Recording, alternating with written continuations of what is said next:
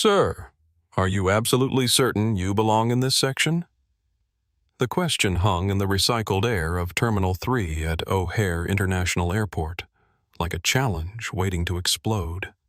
Outside the floor-to-ceiling windows of the Meridian Airlines Premium Lounge, lightning split the Chicago sky in jagged white lines, illuminating sheets of rain that hammered against the glass with the fury of nature unleashed. Inside, the atmosphere was thick with more than just the approaching storm. Darius Washington sat in the corner of the exclusive lounge, as far from the complimentary champagne bar and networking circus as he could manage. He wasn't interested in the usual performance that happened in these spaces where business cards flew like confetti and everyone tried to out-important each other with louder phone conversations about deals that probably didn't exist. He was exhausted, bone-deep tired in the way that only comes after 18 straight hours of negotiations that could make or break the livelihoods of 3,000 airline employees across the Midwest. The worn leather jacket he wore told no story of the boardroom victory he'd just achieved, and the faded jeans and weathered baseball cap gave no hint that the man beneath them had spent the day saving an entire regional carrier from bankruptcy. To anyone watching, he looked like a college student who'd wandered into the wrong room, or maybe a musician trying to keep a low profile. The vintage Patek Philippe on his wrist was hidden beneath his sleeve, worth more than most people's houses, but invisible unless you knew exactly where to look. Cassandra Whitfield had been looking, though not at his watch. She stood near the premium boarding gate, her platinum blonde hair pulled back in a severe bun that matched the sharp angles of her face, scanning the lounge with the intensity of a security guard at a high-stakes poker game. For 15 years, she'd worked as a lead flight attendant with Meridian Airlines, and in that time, she'd convinced herself that she was the guardian of first-class standards, the gatekeeper who separated the worthy from the pretenders. She prided herself on being able to spot the difference between old money and new money, between the truly elite and the merely lucky. What she couldn't spot, apparently, was the difference between prejudice and professionalism. Her eyes kept drifting back to Darius, and each glance carried more disapproval than the last. She leaned over to her colleague, a younger flight attendant named Rebecca Chen, who was nervously checking her tablet for the third time in 5 minutes. "Security really needs to do a better job screening who gets into the premium areas."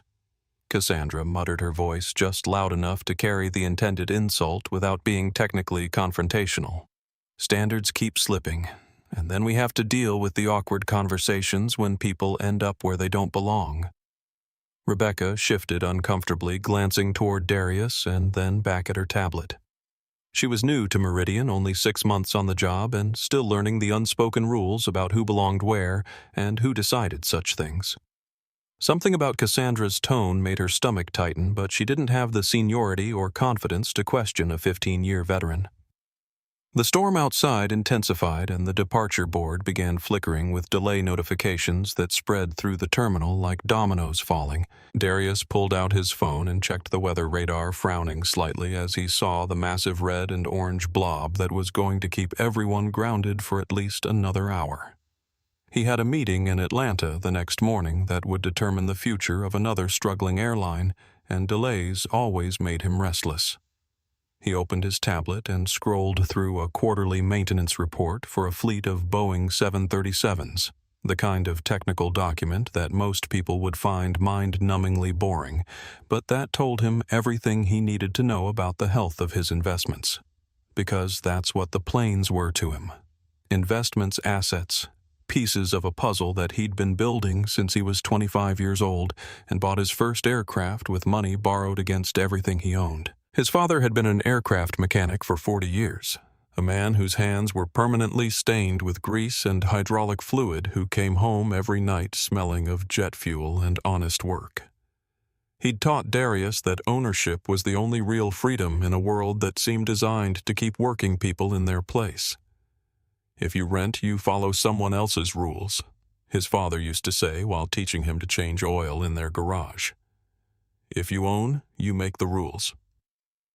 Now, Darius owned the rules for 380 commercial aircraft leased to airlines across 3 continents, including the Boeing 737-900, that was currently being prepared for Meridian Flight 447 to Atlanta. But he rarely played that card, preferring to experience his assets from the ground level to see how his investments were actually managed when nobody knew the landlord was watching. Across the lounge, Bradley Thornton was holding court near the business center, his voice carrying across the space as he complained loudly into his phone about market volatility and incompetent analysts. He was the kind of man who wore suits to the beach and measured his worth in how many heads turned when he entered a room. His hedge fund managed just enough money to make him feel important, and just little enough to make him insecure about it. He noticed Darius in the corner and wrinkled his nose like he'd smelled something unpleasant. "I see they're letting anyone into the premium lounges these days," Bradley said to no one in particular, but loudly enough for half the room to hear. "You pay for exclusivity and end up sitting next to people who probably snuck in with someone else's boarding pass."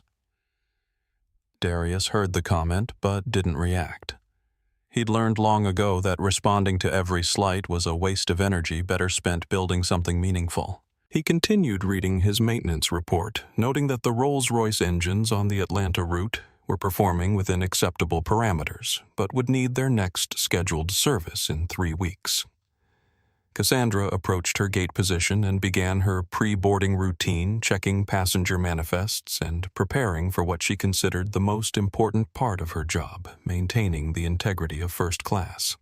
She scanned the list of names, looking for anything that seemed out of place, any indication that someone might have gotten an upgrade they didn't deserve. When she saw Washington Darius in seat 1A with no upgrade code beside it, she frowned and made a mental note to pay special attention to that passenger. The announcement crackled over the intercom. "Ladies and gentlemen, due to severe weather conditions, all departures have been delayed. We expect to begin boarding Meridian Flight 447 to Atlanta in approximately 45 minutes. We apologize for the inconvenience." Darius closed his tablet and settled back in his chair. He had time to think. Time to observe, time to see exactly how his investment was being managed from the passenger side of the equation. What he was about to discover would cost some people their careers and change an entire industry's approach to treating customers with basic human dignity. The boarding announcement for Meridian Flight 447 to Atlanta finally came at 9:47 p.m., nearly 2 hours behind schedule. The storm had moved through, leaving behind the kind of clean electric air that follows a good cleansing rain, but the delays had turned the gate area into a pressure cooker of tired, frustrated passengers checking their phones and muttering about missed connections. "We will now begin boarding Meridian Flight 447 to Atlanta," the gate agent announced in the practiced monotone of someone who'd given the same speech 1,000 times. "We'll start with first class and our Diamond Elite members." Darius gathered his worn leather duffel bag and stood up slowly, working out the kinks that came from sitting in an airport chair for too long. He walked toward the gate with the unhurried pace of someone who knew there was no point in rushing onto an airplane that wasn't going anywhere until everyone was seated. His boarding pass was already pulled up on his phone, the screen clearly showing his name. Seat 1A and the lack of any special codes that might indicate an upgrade or employee travel. He scanned his phone at the gate reader and it beeped cheerfully, flashing green to confirm his first-class seat. The gate agent smiled politely and handed him back his phone without a second glance. She was focused on processing passengers efficiently, not on making judgments about who belonged where, based on their clothing choices. But Cassandra Whitfield was standing just inside the aircraft door, and she had very different priorities. She watched Darius approach down the jet bridge, her eyes immediately cataloging everything that seemed wrong with this picture. The leather jacket was old and soft, the kind that looked expensive once, but now just looked worn. The jeans were dark and well-fitted, but clearly not designer. The baseball cap was pulled low over his face, and the overall effect was of someone trying to avoid attention rather than someone who belonged in the premium cabin of a commercial aircraft. When Darius reached the door, Cassandra positioned herself slightly in his path, not enough to completely block him, but enough to make him pause. Her smile was the kind of professional expression that never reached her eyes, polite on the surface, but cold underneath. "Welcome aboard," she said, her voice carrying just enough hesitation to make the greeting feel conditional. "Can I help you find your seat?" Darius paused and looked at her directly. Her name tag read C, Whitfield Senior Flight Attendant, and her posture suggested someone who took her authority very seriously. "I think I can manage," he said quietly. "Seat 1A. Cassandra's smile flickered and she glanced down at the tablet in her hands as if checking something important. "Sir, I just want to make sure there hasn't been any confusion with your reservation. First-class seats require full-fare tickets, and sometimes the system can be a bit glitchy with upgrades and employee benefits." "No confusion?" Darius replied, holding up his phone so she could see the boarding pass display clearly. "Washington Darius, seat 1A, purchased 3 days ago." She studied the screen longer than necessary, looking for any detail that might support her suspicions. She saw his name, the seat assignment, the confirmation number, but no upgrade designation, no employee travel code, no indication that this was anything other than a legitimate first-class ticket purchased at full price. The evidence contradicted her assumptions, but 15 years of believing she could identify who belonged in her cabin wasn't something she was willing to question. "Of course," she said finally, stepping aside just enough for him to squeeze past. Her voice carried a new edge of condescension, the tone someone might use with a child who was pretending to understand adult conversations. "Just remember that we have some very important guests flying with us this evening, so I'm sure you'll want to keep any disruptions to a minimum." Darius felt the words land like small slaps, each one designed to remind him that his presence was barely tolerated. He could have responded in a dozen different ways. He could have asked her to clarify what kind of disruptions she was expecting from someone who hadn't spoken above a whisper since boarding. He could have requested to speak with the captain about whether making assumptions about passengers based on their appearance was part of Meridian's official customer service training. Instead, he simply nodded and walked past her toward his seat, the smell of her cloying perfume mixing with the recycled cabin air in a way that made the space feel smaller and more oppressive. Seat 1. A was a spacious pod in the front row of the aircraft with a sliding privacy door and enough room to stretch out comfortably during the 2-hour flight to Atlanta. Darius stowed his bag in the overhead compartment and settled into the leather seat, pulling out his noise-canceling headphones and closing his eyes. He just wanted a quiet flight home after a long day of negotiations, but something told him that quiet wasn't going to be an option. Behind him in seat 2, a Bradley Thornton was making his entrance with the kind of theatrical flair that suggested he believed first class was his personal stage. He swept down the aisle in his perfectly pressed suit, speaking loudly into his phone about quarterly projections and market opportunities, making sure everyone within earshot understood that he was someone important doing important things. Cassandra's transformation when she saw Bradley was immediate and complete. The cold professionalism she'd shown Darius melted into warm hospitality, the kind of genuine smile that most passengers never saw from airline staff. "Mr. Thornton," she exclaimed, moving toward him with obvious pleasure. "How wonderful to see you again. Can I get you started with some champagne? We have the Krug that you enjoyed so much on your last flight." "Cassandra." "My dear Bradley," boomed clearly, enjoying the attention. "That would be perfect. And please tell me the cabin service will be up to your usual excellent standards.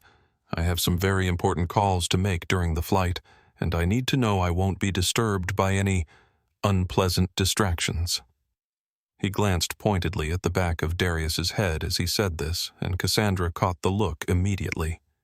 She leaned closer to Bradley, her voice dropping to what she probably thought was a whisper but was easily loud enough for Darius to hear every word. "I completely understand your concerns, Mr. Thornton," she said conspiratorially. "I tried to redirect that passenger to economy, but sometimes the computer system allows upgrades that shouldn't be processed. I'll make sure to keep a very close eye on the situation." Darius opened one eye slightly and considered his options. He could pull out his business card, the heavy black metal one with gold lettering that identified him as the founder and CEO of Apex Aviation Holdings. He could politely inform Cassandra that she was currently standing in an aircraft that his company owned, that Meridian Airlines was paying his company nearly $2 million a month to lease this particular Boeing 737, and that her concerns about his presence in first class were not only offensive, but also remarkably poor business judgment. But he decided to wait. He wanted to see exactly how far this would go, how deep the assumptions ran, and whether anyone else on the crew or among the passengers would have the courage to speak up when they saw discrimination happening right in front of them. He settled back in his seat and continued listening quietly, documenting everything for the conversation he was increasingly certain he'd be having with Meridian's senior management before the night was over. The aircraft engines hummed to life with a low, steady vibration that most passengers found comforting, but tonight it felt more like the rumble of an approaching storm. As the Boeing 737 began its slow taxi toward the runway, Cassandra Whitfield moved through the first-class cabin with the precision of someone who had perfected their routine over thousands of flights. She carried a silver tray with crystal champagne flutes, each one filled with the expensive Krug that Meridian used to make their premium passengers feel special. She stopped at seat 3A and offered the elderly couple their champagne with a warm smile and a personal comment about hoping they enjoyed their anniversary trip to Atlanta. She moved to seat 2A, where Bradley Thornton accepted his glass with the enthusiasm of someone who believed luxury service was his birthright, making loud, appreciative noises about the quality and temperature that were clearly performed for the benefit of anyone listening. When she reached seat 1A, she paused for just a moment, then walked directly past Darius as if he'd suddenly become invisible. The slight was so obvious and deliberate that Rebecca Chen, who was following behind with warm towels, actually stumbled slightly in surprise. She glanced between Cassandra and Darius, her training telling her that every first-class passenger should receive identical service regardless of their appearance, age, or any other personal characteristic. But Cassandra was her supervisor, a 15-year veteran who presumably knew the rules better than someone 6 months out of training. Darius watched the champagne service continue around him, noting the careful attention paid to every other passenger in the cabin, while he remained the only person not offered the complimentary beverage that came with his $1,200 ticket. He could feel other passengers beginning to notice the discrepancy, saw a woman in seat 4B frown as she looked between him and her own champagne glass, clearly puzzled by the different treatment. "Excuse me," called a voice from across the aisle. It was an older gentleman in seat 1B, a professor-looking man with kind eyes and a concern for fairness that apparently trumped any desire to avoid getting involved. "I think you missed this passenger with the champagne service." Cassandra turned back with an expression of practiced surprise, as if she'd genuinely forgotten Darius existed rather than deliberately excluding him.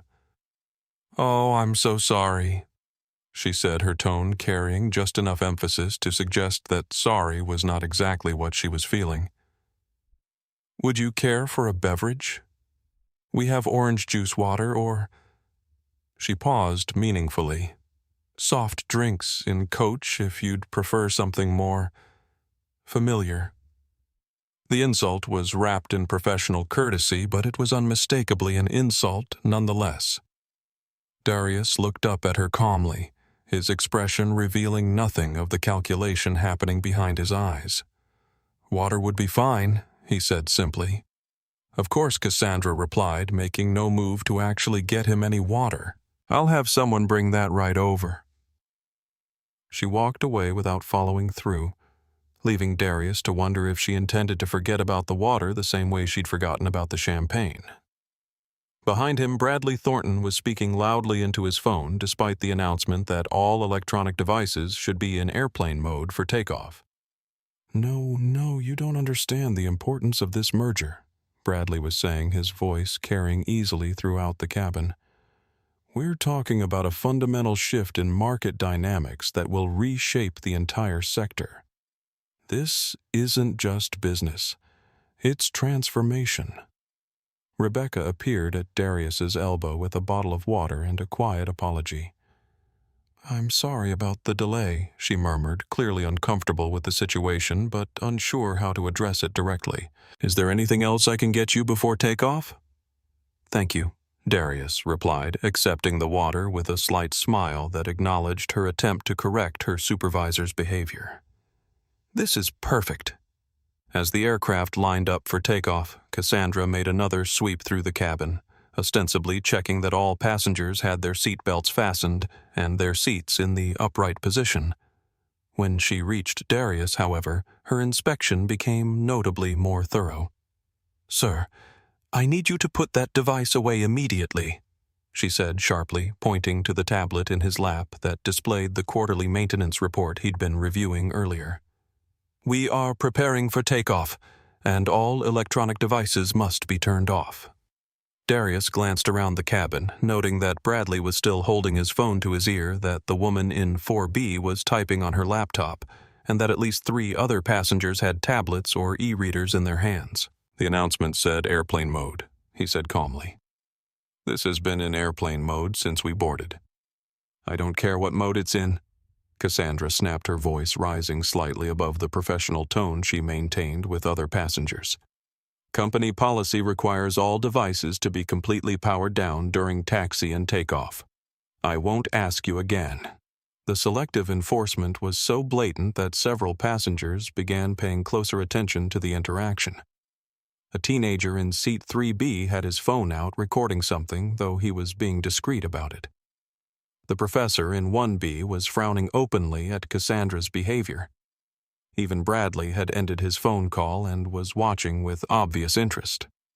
Darius could feel the weight of everyone's attention, the uncomfortable recognition that something unfair was happening, and that most people weren't sure whether to say something or pretend they hadn't noticed. He powered down his tablet completely and placed it in the seat pocket in front of him. "It's off," he said simply.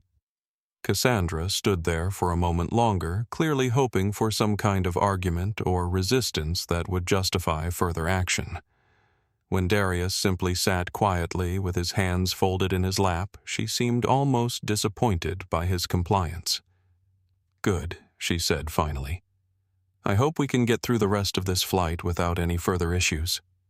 The threat was subtle but unmistakable, a promise that she was watching him for any excuse to escalate the situation further. As she walked away, Bradley Thornton made a show of pulling out his phone again and resuming his important conversation, secure in the knowledge that his electronic device usage wouldn't be questioned. The engines roared to full power, and the Boeing 737 accelerated down the runway, lifting off into the dark Chicago sky with a smoothness that spoke to the skill of Captain Mitchell Hayes in the cockpit. But the tension in the cabin remained heavy, a sense that something was building toward a confrontation that would end badly for someone. Darius closed his eyes and listened to the familiar sounds of an aircraft in flight, sounds that most passengers found either soothing or anxiety-provoking, but that he found deeply satisfying.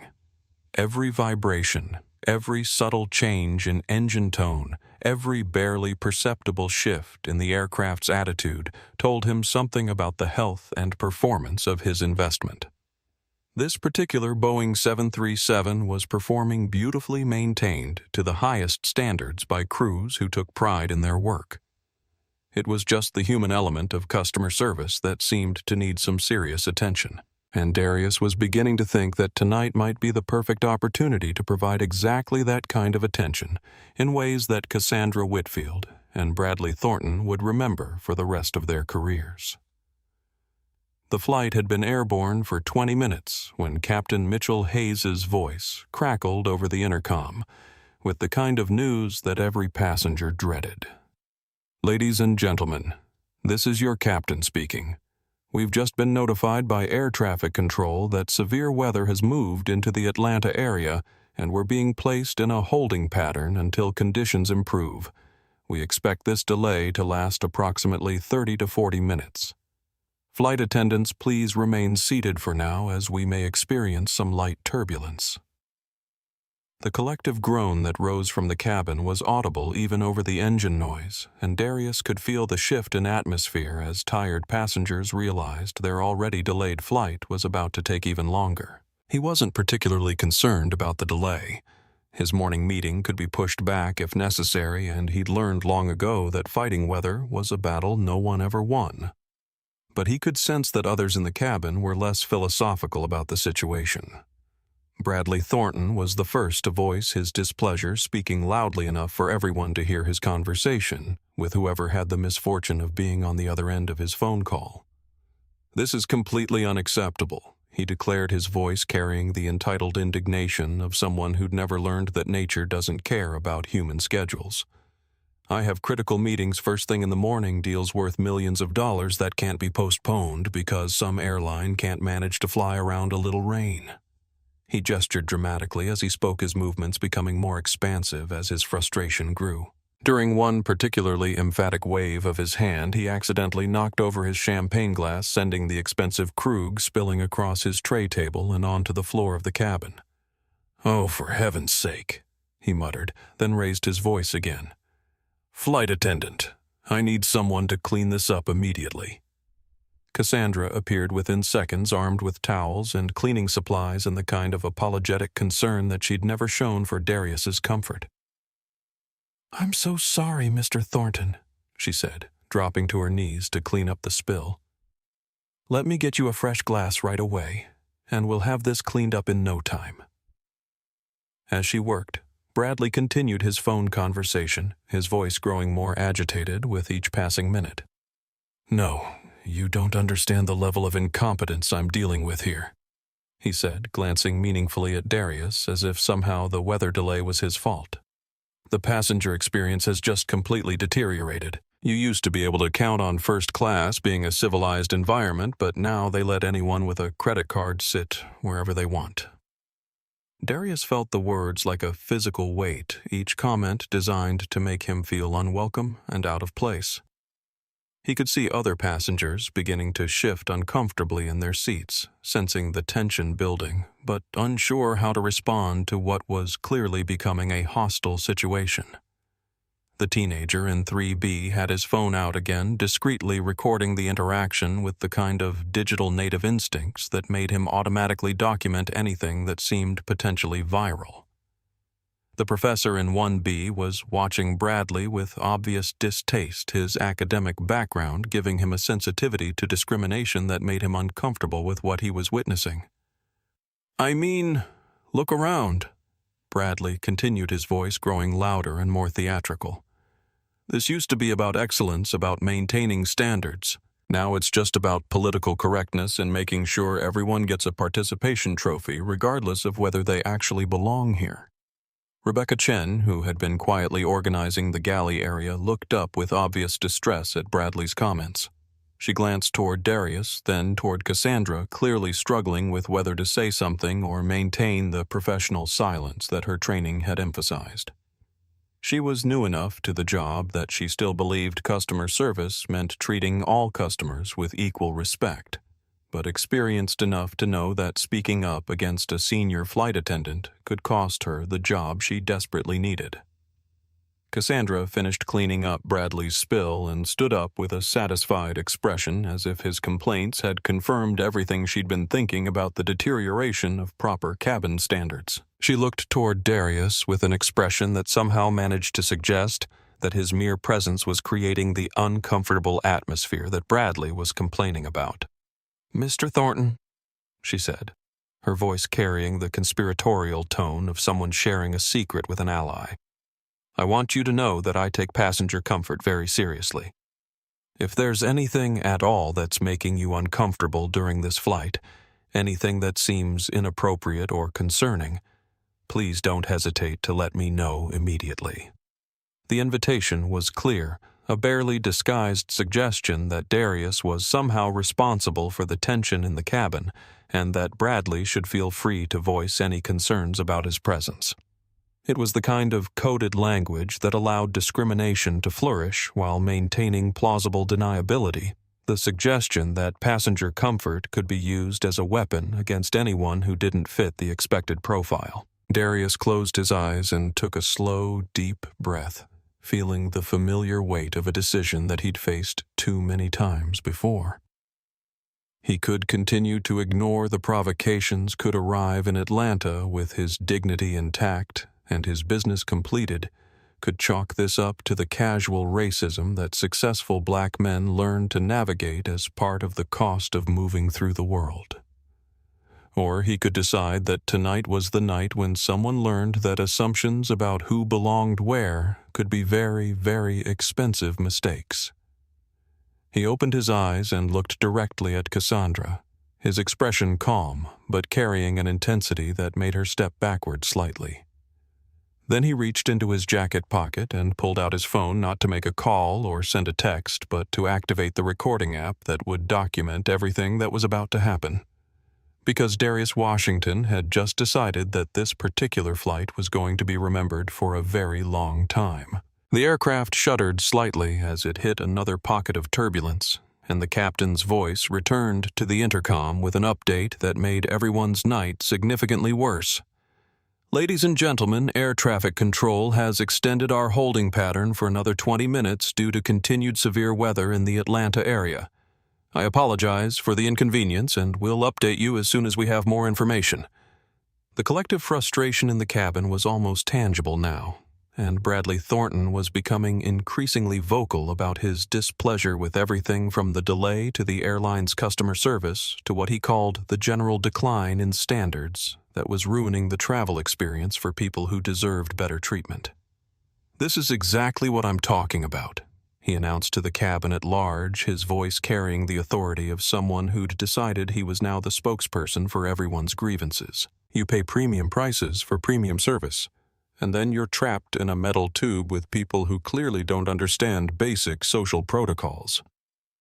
He gestured toward Darius without quite pointing directly at him, the kind of theatrical indication that allowed him to make his meaning clear while maintaining just enough ambiguity to deny any specific accusations if challenged. "I mean, some passengers seem to think that buying a ticket entitles them to behave however they want without any consideration for the comfort of the other passengers who are actually supposed to be here." Cassandra was watching this performance with obvious approval, nodding along with Bradley's comments, as if he was expressing thoughts that she'd been having but was too professional to voice directly. She moved closer to his seat, positioning herself as an ally in his campaign to establish that some passengers were more legitimate than others. "Mr.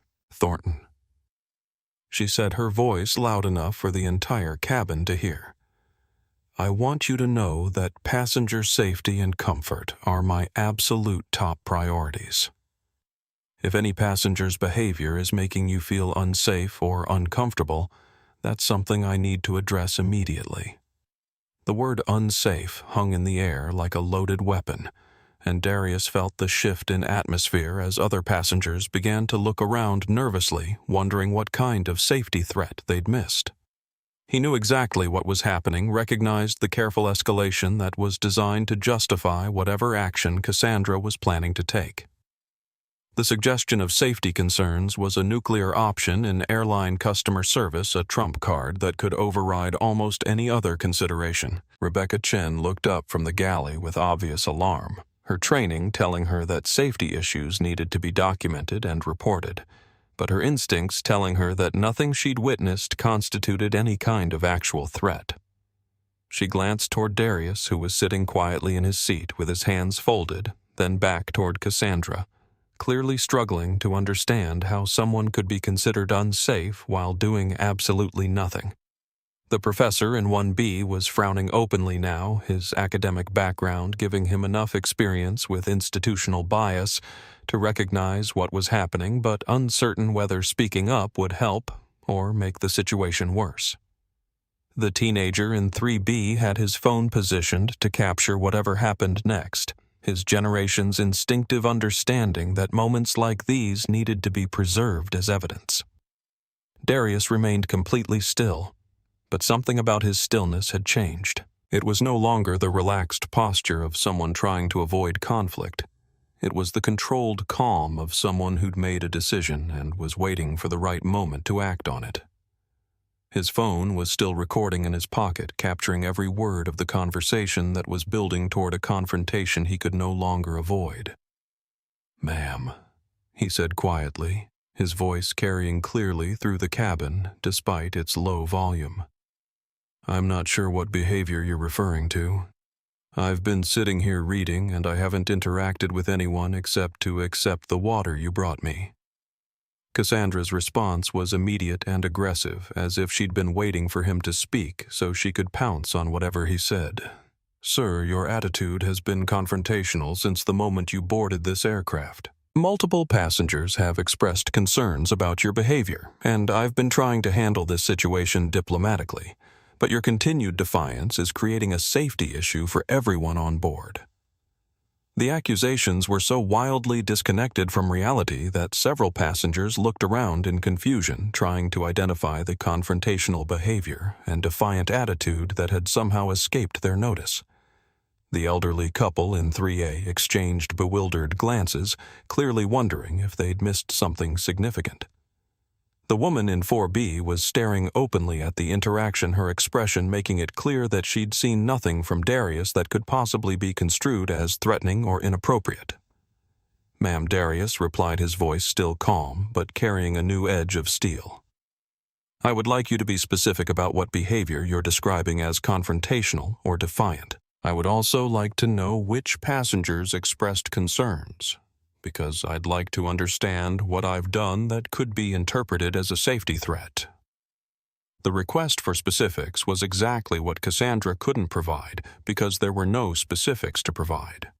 Her accusations were built on assumptions and prejudices rather than actual behavior, and being asked to document them put her in the impossible position of either admitting she had no evidence or escalating to even more extreme claims. She chose escalation. "Sir, the fact that you're challenging my authority right now proves exactly what I'm talking about," she said, her voice rising to a level that was clearly audible throughout the aircraft. Passengers who follow instructions and respect crew authority don't interrogate flight attendants about safety procedures. Your aggressive questioning is exactly the kind of behavior that creates an unsafe environment for everyone else on this flight. The circular logic was breathtaking in its audacity. Asking for evidence of inappropriate behavior was itself evidence of inappropriate behavior, and requesting specifics about safety concerns was proof that you were a safety concern. It was the kind of reasoning that could justify almost any action against almost any passenger, as long as the flight attendant was willing to claim that compliance with their demands was the only acceptable response. Bradley Thornton was watching this exchange with obvious satisfaction, clearly enjoying the confrontation that he'd helped engineer. "Flight attendant," he called out, his voice carrying the authority of someone who'd decided he was now an active participant, rather than just an observer. "I think you need to get the captain involved. This passenger has been disruptive since boarding, and his attitude is making several of us very uncomfortable." The lie was so blatant and obvious that Rebecca Chen actually gasped audibly, her shock at hearing a passenger make false accusations, overriding her professional training to remain neutral. She'd watched the entire interaction from the galley, had seen Darius do nothing more than sit quietly and respond politely to direct questions, and Bradley's claim that he'd been disruptive since boarding was simply not true. But her gasp of surprise was immediately seized upon by Cassandra as validation of her concerns. "You see," she said triumphantly, pointing toward Rebecca as if her reaction proved something significant. "Even my colleague can see that this passenger's behavior is creating problems. This is exactly why we have protocols for dealing with disruptive passengers before the situation escalates further." The speed with which the situation was spinning out of control was dizzying, and Darius realized that he was watching a masterclass in how discrimination could be weaponized through official procedures and safety protocols. Every attempt to defend himself was being used as evidence against him. Every request for clarification was being interpreted as confrontational behavior, and every witness to the injustice was being recruited as validation for the accusations. He looked around the cabin one more time, making eye contact with the passengers who were watching this unfold, and saw a mixture of confusion, discomfort, and growing recognition that something fundamentally unfair was happening right in front of them. The teenager was still recording, the professor was taking notes on his phone, and several other passengers had their devices out documenting what they were witnessing. Then Darius made a decision that would change everything. He reached into his jacket pocket not for his business card or his identification, but for his phone. He pulled it out slowly and deliberately, making sure everyone could see what he was doing, and placed a call to a number that very few people in the world had access to. "This is Marcus Williams," came the voice on the other end, clear enough for nearby passengers to hear. Marcus Darius said, his voice carrying a new authority that made everyone in the cabin suddenly pay very close attention. "I need you to pull up the lease agreement for tail number N847MA. The 737 I'm currently sitting in. We may have a breach of contract situation that requires immediate attention." The silence that followed was absolute, broken only by the steady hum of the jet engines and the sound of Cassandra's sharp intake of breath as she began to realize that she'd made a mistake that was about to become very expensive for everyone involved. Captain Mitchell Hayes had been flying commercial aircraft for 24 years, and in that time, he'd learned to dread the intercom calls that began with phrases like "Captain to the cabin" or "We have a passenger situation." These calls meant paperwork delays and the kind of judgment decisions that could end careers or create lawsuits depending on how badly things went wrong. Tonight's call from Cassandra came just as he was finishing his third cup of coffee and hoping the weather in Atlanta would clear up enough to get everyone on the ground before midnight. "Captain Hayes," her voice crackled through the cockpit intercom. "I need you in the cabin immediately. We have a safety situation with a disruptive passenger who's refusing to comply with crew instructions and making threatening statements." Hayes sighed and unbuckled his harness, knowing that whatever was happening back there was going to make an already long night significantly longer. He'd worked with Cassandra for 3 years and knew her to be competent and professional, if sometimes a little rigid about protocols. If she was calling for backup, it meant the situation had escalated beyond what she felt comfortable handling alone. "Take over," he told his first officer, a capable pilot named Sarah Kim, who'd been with Meridian for 8 years. "I'll be back as soon as I sort out whatever's happening in the cabin." He walked through the galley and into the first-class section, immediately noticing the tension that seemed to hang in the air like fog. Passengers were sitting rigidly in their seats, some with their phones out, recording others trying to pretend they weren't listening while obviously straining to hear every word. In the center of it all sat a black man in a leather jacket who looked remarkably calm for someone who'd supposedly been making threatening statements. "What's the situation?" Hayes asked Cassandra, keeping his voice low, but not low enough to prevent the nearby passengers from hearing the conversation. "Captain, this passenger has been disruptive and confrontational since boarding," Cassandra replied, her voice carrying the crisp authority of someone reporting facts rather than opinions. "He's refused to follow crew instructions, questioned safety procedures, and made several passengers uncomfortable with his aggressive behavior. When I tried to address the situation diplomatically, he became even more belligerent and started making threatening phone calls."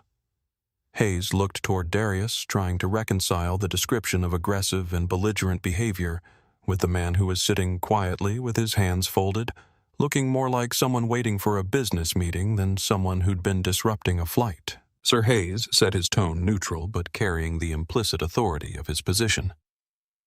"I need to hear your side of what's been happening." Captain Darius replied, his voice calm and respectful. "I've been sitting in my assigned seat reading a maintenance report. I've followed every instruction I've been given, including powering down my tablet when requested, even though other passengers were allowed to continue using their devices. I've spoken only when directly addressed, and I've made no threatening statements or gestures toward anyone on this aircraft." The response was so measured and reasonable that Hayes found himself looking back toward Cassandra for clarification. In his experience, disruptive passengers usually showed signs of agitation or defensiveness when confronted by the captain, but this man seemed remarkably composed for someone who'd allegedly been causing problems. Captain Bradley Thornton interjected from seat 2, clearly feeling that his status as a frequent flyer gave him the right to participate in the conversation. I can confirm that this passenger has been making everyone uncomfortable since he boarded. His attitude has been confrontational, and when the flight attendant tried to address his behavior, he became aggressive and started making phone calls that sounded like threats. Hayes frowned because the testimony from 2 sources should have been convincing, but something about the situation felt off to his experienced instincts. He'd dealt with genuinely disruptive passengers before, and they usually left evidence of their behavior that was visible to everyone around them, shouting aggressive gestures, obvious signs of intoxication or emotional instability that made their removal necessary for everyone's safety.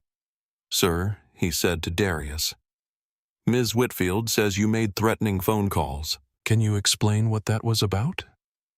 Darius reached slowly into his jacket pocket, making sure his movements were deliberate and non-threatening, and pulled out his phone. "I called my chief operating officer to discuss a potential contract issue," he said simply. The call was related to the lease agreement for this aircraft. The lease agreement, Hayes repeated, confusion evident in his voice. Captain Darius said, his tone remaining calm, but carrying a new weight that made everyone in the cabin lean forward slightly.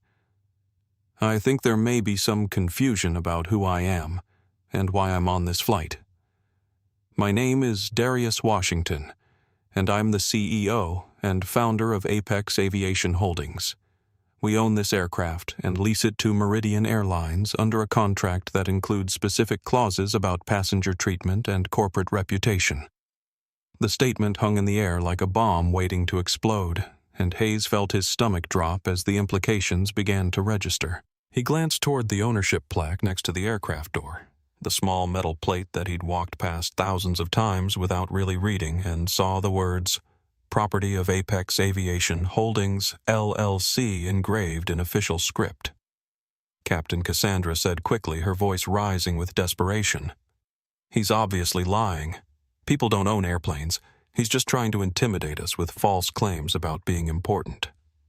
But Hayes was looking at his phone, frantically Googling Darius Washington Apex Aviation, and the results that came up made him feel like he was going to be sick. Photos of a man in expensive suits standing next to aircraft articles about one of the largest private aircraft leasing companies in North America, financial reports showing billions in assets under management.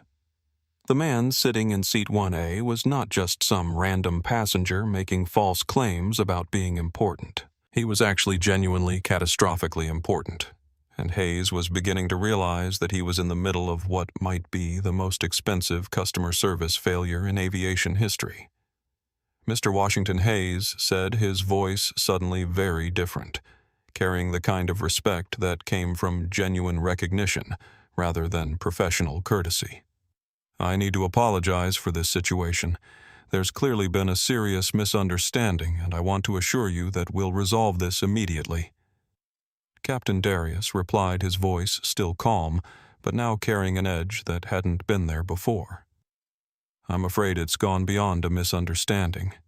Your crew member has made false accusations about my behavior, created a hostile environment based on nothing more than assumptions about my appearance, and is now doubling down on those false claims, even when presented with evidence that contradicts her story." Hayes looked around the cabin, seeing the passengers with their phones out, recording every word, realizing that whatever happened next was going to be documented and shared with the world within minutes of landing.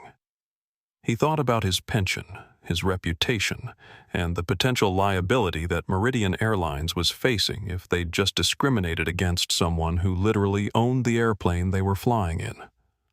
"Ms. Whitfield," he said, his voice tight with barely controlled panic, "I think we need to discuss this situation privately." But it was too late for private discussions, and everyone in the cabin knew it. The phones were recording the evidence was being documented, and the man in seat 1A was about to teach everyone involved a lesson about the consequences of making assumptions about who belonged where based on nothing more than the color of their skin. The call to airport security came 3 minutes later after Captain Hayes had retreated to the galley for a hurried consultation with Cassandra that everyone in first class could hear, despite their attempts to whisper.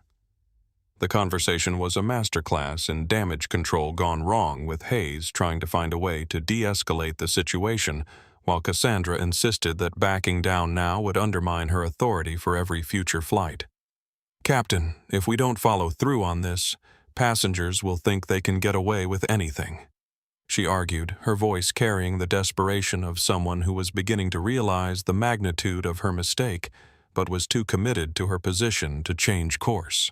"He may be rich, but that doesn't give him the right to disrupt our flight and make threats." Hayes was looking at his phone, scrolling through search results that painted a picture of exactly how rich Darius Washington actually was, and trying to calculate whether Meridian Airlines could survive the kind of lawsuit that was about to land on them. The numbers he was seeing made him feel physically ill.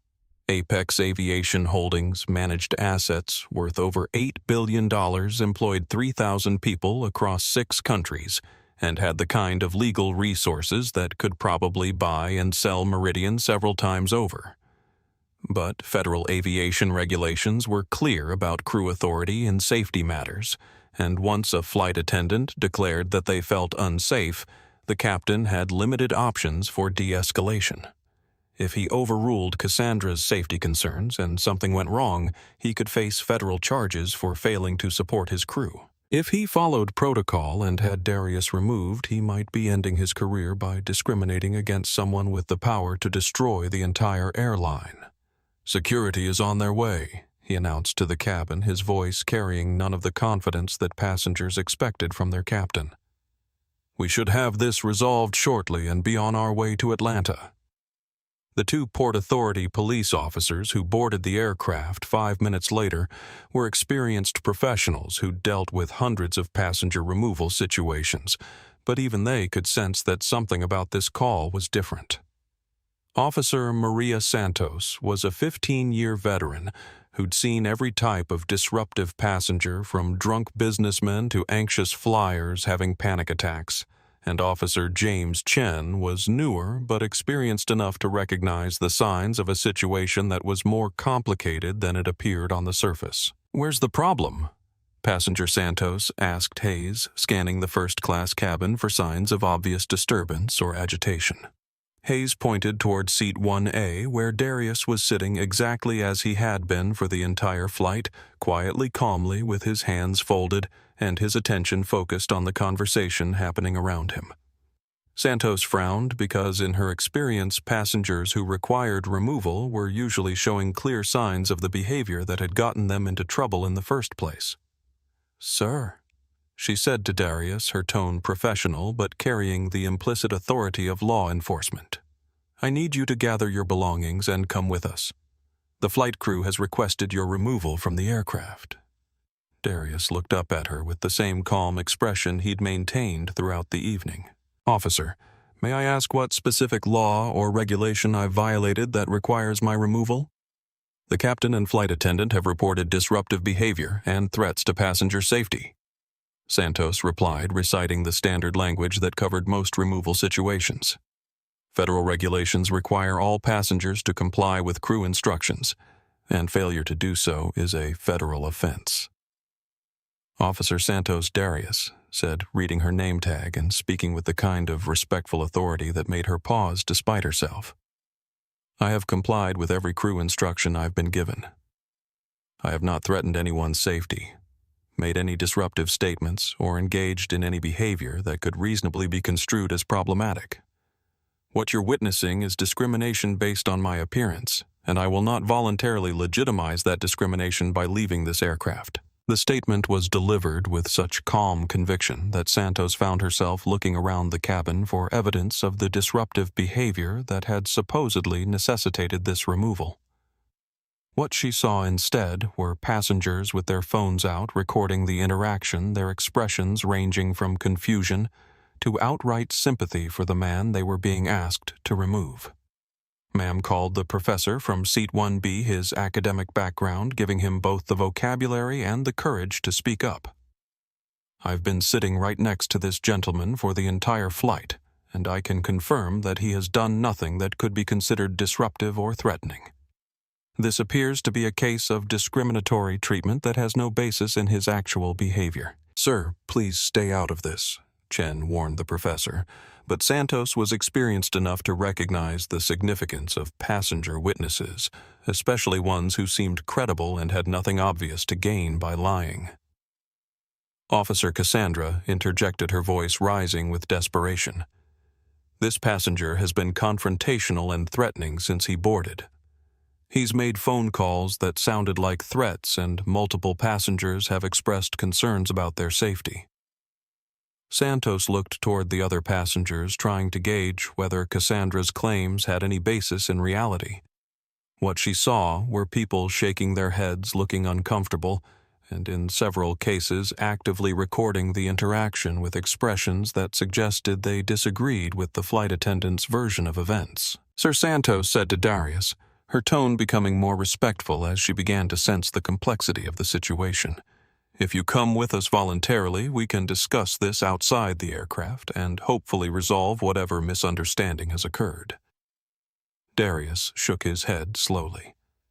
Officer, I have a valid ticket. I'm in my assigned seat, and I have done nothing wrong. If you remove me from this aircraft, you will be participating in an act of discrimination that will have legal and financial consequences for everyone involved. I will not walk off voluntarily because doing so would suggest that the treatment I've received is somehow acceptable. The challenge was clear, and Santos found herself in the position that every law enforcement officer dreaded, forced to choose between following the letter of the law and doing what seemed obviously right. Federal regulations gave the flight crew broad authority to remove passengers, but her instincts and training told her that something was very wrong with this situation. Sir, if you don't comply voluntarily, we'll have to remove you by force, she said, hoping that the threat might convince him to reconsider. Then you'll have to remove me by force, Darius replied calmly.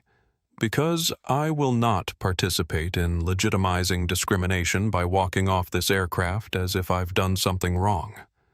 Santos looked at Chen, who shrugged slightly in a gesture that said this was her decision to make.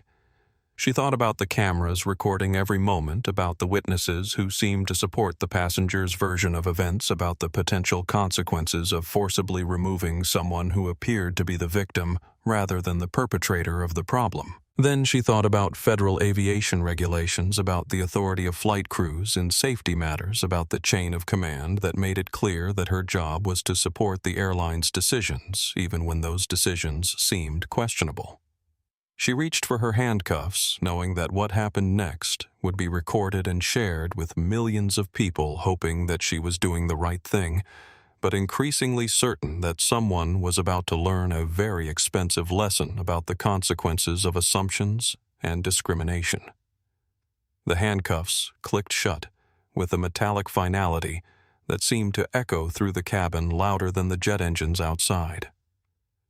Darius Washington sat perfectly still, his wrists secured behind his back, his expression unchanged despite the humiliation of being arrested in front of a plane load of passengers. Officer Santos felt a sick weight in her stomach as she tightened the restraints, every instinct telling her that she was making a mistake that would haunt her career, but federal regulations and chain of command left her no choice. "Sir, you're under arrest for interfering with a flight crew," she announced, following the protocol that required her to state the charges clearly. "You have the right to remain silent. Anything you say can and will be used against you in a court of law." The Miranda warning continued, but Darius wasn't listening to the familiar recitation of rights he'd heard in countless movies and television shows. Instead, he was calculating the cost of this moment, not just to his own dignity, but to everyone who had participated in creating it. Cassandra Whitfield was standing near the galley with her arms crossed, a look of vindicated satisfaction on her face, as if she'd just proven a point about maintaining proper standards. Bradley Thornton was smirking from his seat, clearly enjoying the spectacle of someone he'd decided didn't belong being forcibly removed from his exclusive space. But other passengers were reacting very differently. The professor in 1B was on his phone, presumably contacting someone who could document or report what he was witnessing. The teenager in 3B was still recording his phone, capturing every detail of the arrest for the social media audience that would judge this situation within hours. Rebecca Chen was standing in the galley with tears in her eyes, her training telling her to support her supervisor, but her conscience telling her that something fundamentally wrong was happening. "Officer Santos Darius," said quietly, his voice carrying clearly through the cabin, despite the handcuffs and the degrading position he'd been placed in. "Before you escort me off this aircraft, I want you to look at something." Santos paused, partly because suspects usually didn't make polite requests during arrests, and partly because something about Darius's tone suggested that whatever he wanted her to see might be important. "What is it?" "Next to your left shoulder," Darius said, nodding toward the aircraft door. "There's a metal plaque that lists the ownership information for this aircraft. It's required by federal aviation regulations, and it contains information that I think you'll find relevant to this situation." Santos glanced toward the doorframe, seeing the small brushed steel plate that she'd walked past dozens of times during passenger removals, but had never really noticed. She leaned closer and read the engraving aloud. "This aircraft is the property of Apex Aviation Holdings, LLC, Delaware, USA. So." Cassandra snapped, her voice carrying the irritation of someone who felt that Darius was trying to delay the inevitable with irrelevant details. "It's a leasing company. What does that have to do with anything?" Darius turned his head to look directly at her, and for the first time all evening, his expression carried something other than calm patience. There was a weight to his gaze that made Cassandra step back involuntarily, a sense that she was about to learn something that would change everything she thought she understood about the situation. "Ms. Whitfield," Darius said, his voice still quiet, but now carrying an authority that made everyone in the cabin lean forward to hear, "I am the CEO, founder, and majority shareholder of Apex Aviation Holdings. You just had me arrested on my own airplane."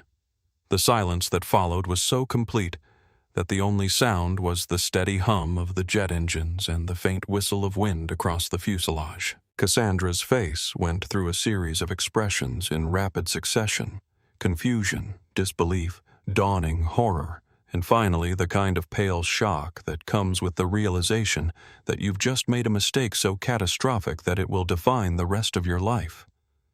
"That's impossible," she whispered. But her voice carried no conviction because even as she said it, pieces of the evening were falling into place in ways that made terrible sense. The calm confidence, the expensive watch she'd glimpsed beneath his sleeve, the maintenance report he'd been reading, the phone call about lease agreements and contract violations. Officer Chen was pulling out his own phone, frantically searching for Darius Washington, Apex Aviation, and the results that appeared on his screen made him curse under his breath. Photos of the man currently handcuffed in seat 1A, but in those photos he was wearing $1,000 suits and standing next to aircraft worth hundreds of millions of dollars. News articles about successful business deals, profile pieces in aviation magazines, financial reports showing the kind of wealth that most people couldn't even comprehend. Officer Santos came a new voice from the jet bridge, and everyone turned to see a man in a Meridian Airlines uniform sprinting down the narrow walkway with the kind of desperation that suggested someone's career was about to end. "Stop. Don't remove that passenger."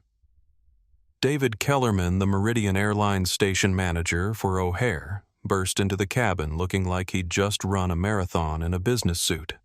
His face was flushed, his hair was disheveled, and he was carrying a radio in one hand and a cell phone in the other, both of which had apparently been delivering very bad news for the past several minutes. Mr. Washington Kellerman gasped, his voice cracking with panic. "I am so sorry. There's been a terrible mistake. A catastrophic misunderstanding that we're going to correct immediately." Santos looked between Kellerman and the man in handcuffs, her law enforcement training telling her that station managers didn't usually sprint onto aircraft to stop passenger removals unless something was very, very wrong. "Sir, are you saying this passenger shouldn't be removed?" "Officer, this passenger owns the aircraft," Kellerman said, his voice carrying the kind of desperate authority that comes from knowing that your company's survival depends on the next few minutes. Apex Aviation Holdings leases this plane to Meridian Airlines along with 11 others in our fleet. If Mr. Washington triggers the default clauses in our lease agreements, we'll be grounded by tomorrow morning. The revelation hit the cabin like a physical wave, and Santos could feel the atmosphere change as everyone processed the magnitude of what had just happened. She looked at the handcuffs around Darius's wrists, then at Cassandra's horrified expression, then at Bradley Thornton, who was suddenly very interested in studying his lap. "Uncuff him," Kellerman ordered, though his tone was more pleading than authoritative. "Uncuff him right now, and let's try to figure out how to fix this before it gets any worse." Santos fumbled for her keys, her hands shaking slightly as she realized that she'd just arrested someone who had the power to end careers and destroy companies with a single phone call. The handcuffs clicked open, and Darius rubbed his wrists slowly, taking his time before standing up and straightening his leather jacket. "Mr. Kellerman," Darius said, his voice calm but carrying an edge that hadn't been there before, "I think we need to have a conversation about how your employees treat passengers, and more specifically, how they treat passengers who happen to own the aircraft they're flying in." Kellerman nodded frantically, sweat still beading on his forehead despite the cool cabin air. "Absolutely, sir. Whatever you want, whatever it takes to resolve this situation." Darius looked around the cabin, making eye contact with each person who had participated in or witnessed his humiliation. His gaze lingered on Cassandra, who was now pressed against the galley wall as if trying to disappear into the aircraft's structure, and on Bradley Thornton, who was clearly wishing he'd chosen a different flight. "Mr. Kellerman," Darius said finally, "I think there are going to be some personnel changes before this aircraft reaches Atlanta." The transformation in the cabin's atmosphere was so complete and immediate that it felt like watching a film run in reverse. 5 minutes earlier, Darius Washington had been handcuffed and facing arrest for the crime of sitting quietly in a seat he'd paid for. Now he was standing in the aisle surrounded by airline executives and law enforcement officers who were treating him with the kind of desperate deference usually reserved for visiting heads of state. Captain Hayes emerged from the cockpit looking like a man walking to his own execution, his 24 years of flying experience providing no preparation for the conversation he was about to have with someone who literally owned the aircraft he'd been piloting. His face had gone pale when the radio call from the ground had explained exactly who he'd authorized to be arrested, and now he had to figure out how to apologize for a mistake that could end his career and bankrupt his employer. Mr. Washington, Hayes said, his voice carefully controlled but unable to hide the underlying panic, "I owe you a profound apology. There was a serious breakdown in our procedures tonight, and I take full responsibility for what happened." Darius studied the captain's face, seeing the genuine distress behind the professional courtesy. Hayes wasn't trying to cover his own mistakes or shift blame to his crew. He was acknowledging his role in a situation that had spiraled completely out of control. It was the kind of accountability that Darius respected, even when it came too late to prevent the damage that had already been done. "Captain Hayes." Darius replied, his tone measured but not hostile. "I appreciate your willingness to take responsibility. But this wasn't just a procedural breakdown. What happened tonight was discrimination, pure and simple. And it happened because your flight attendant made assumptions about who belonged in first class based on nothing more than my appearance." The words hung in the air with the weight of an indictment, and everyone in the cabin knew that they were witnessing the kind of moment that would be studied in business schools and diversity training programs for years to come. The passengers were still recording their phones, capturing every nuance of the conversation that would soon be viewed by millions of people around the world. Cassandra Whitfield had been standing frozen near the galley since Darius's identity had been revealed. But now she stepped forward with the desperation of someone who knew their career was ending, but was still hoping to salvage something from the wreckage. Her platinum blonde hair had come loose from its severe bun, and her carefully maintained professional demeanor had cracked to reveal the panic underneath. "Mr. Washington," she said, her voice shaking slightly. "There's been a terrible misunderstanding. I was only trying to maintain safety standards and follow proper procedures. If I made any mistakes in judgment, they were honest mistakes based on my commitment to passenger safety." Darius turned to face her fully, and the calm intensity of his gaze made her step back involuntarily. "Ms. Whitfield," he said, his voice carrying the kind of quiet authority that made everyone in the cabin lean forward to hear. "Let me ask you a specific question. During the champagne service, you offered drinks to every passenger in first class, except me. Was that an honest mistake based on safety procedures?"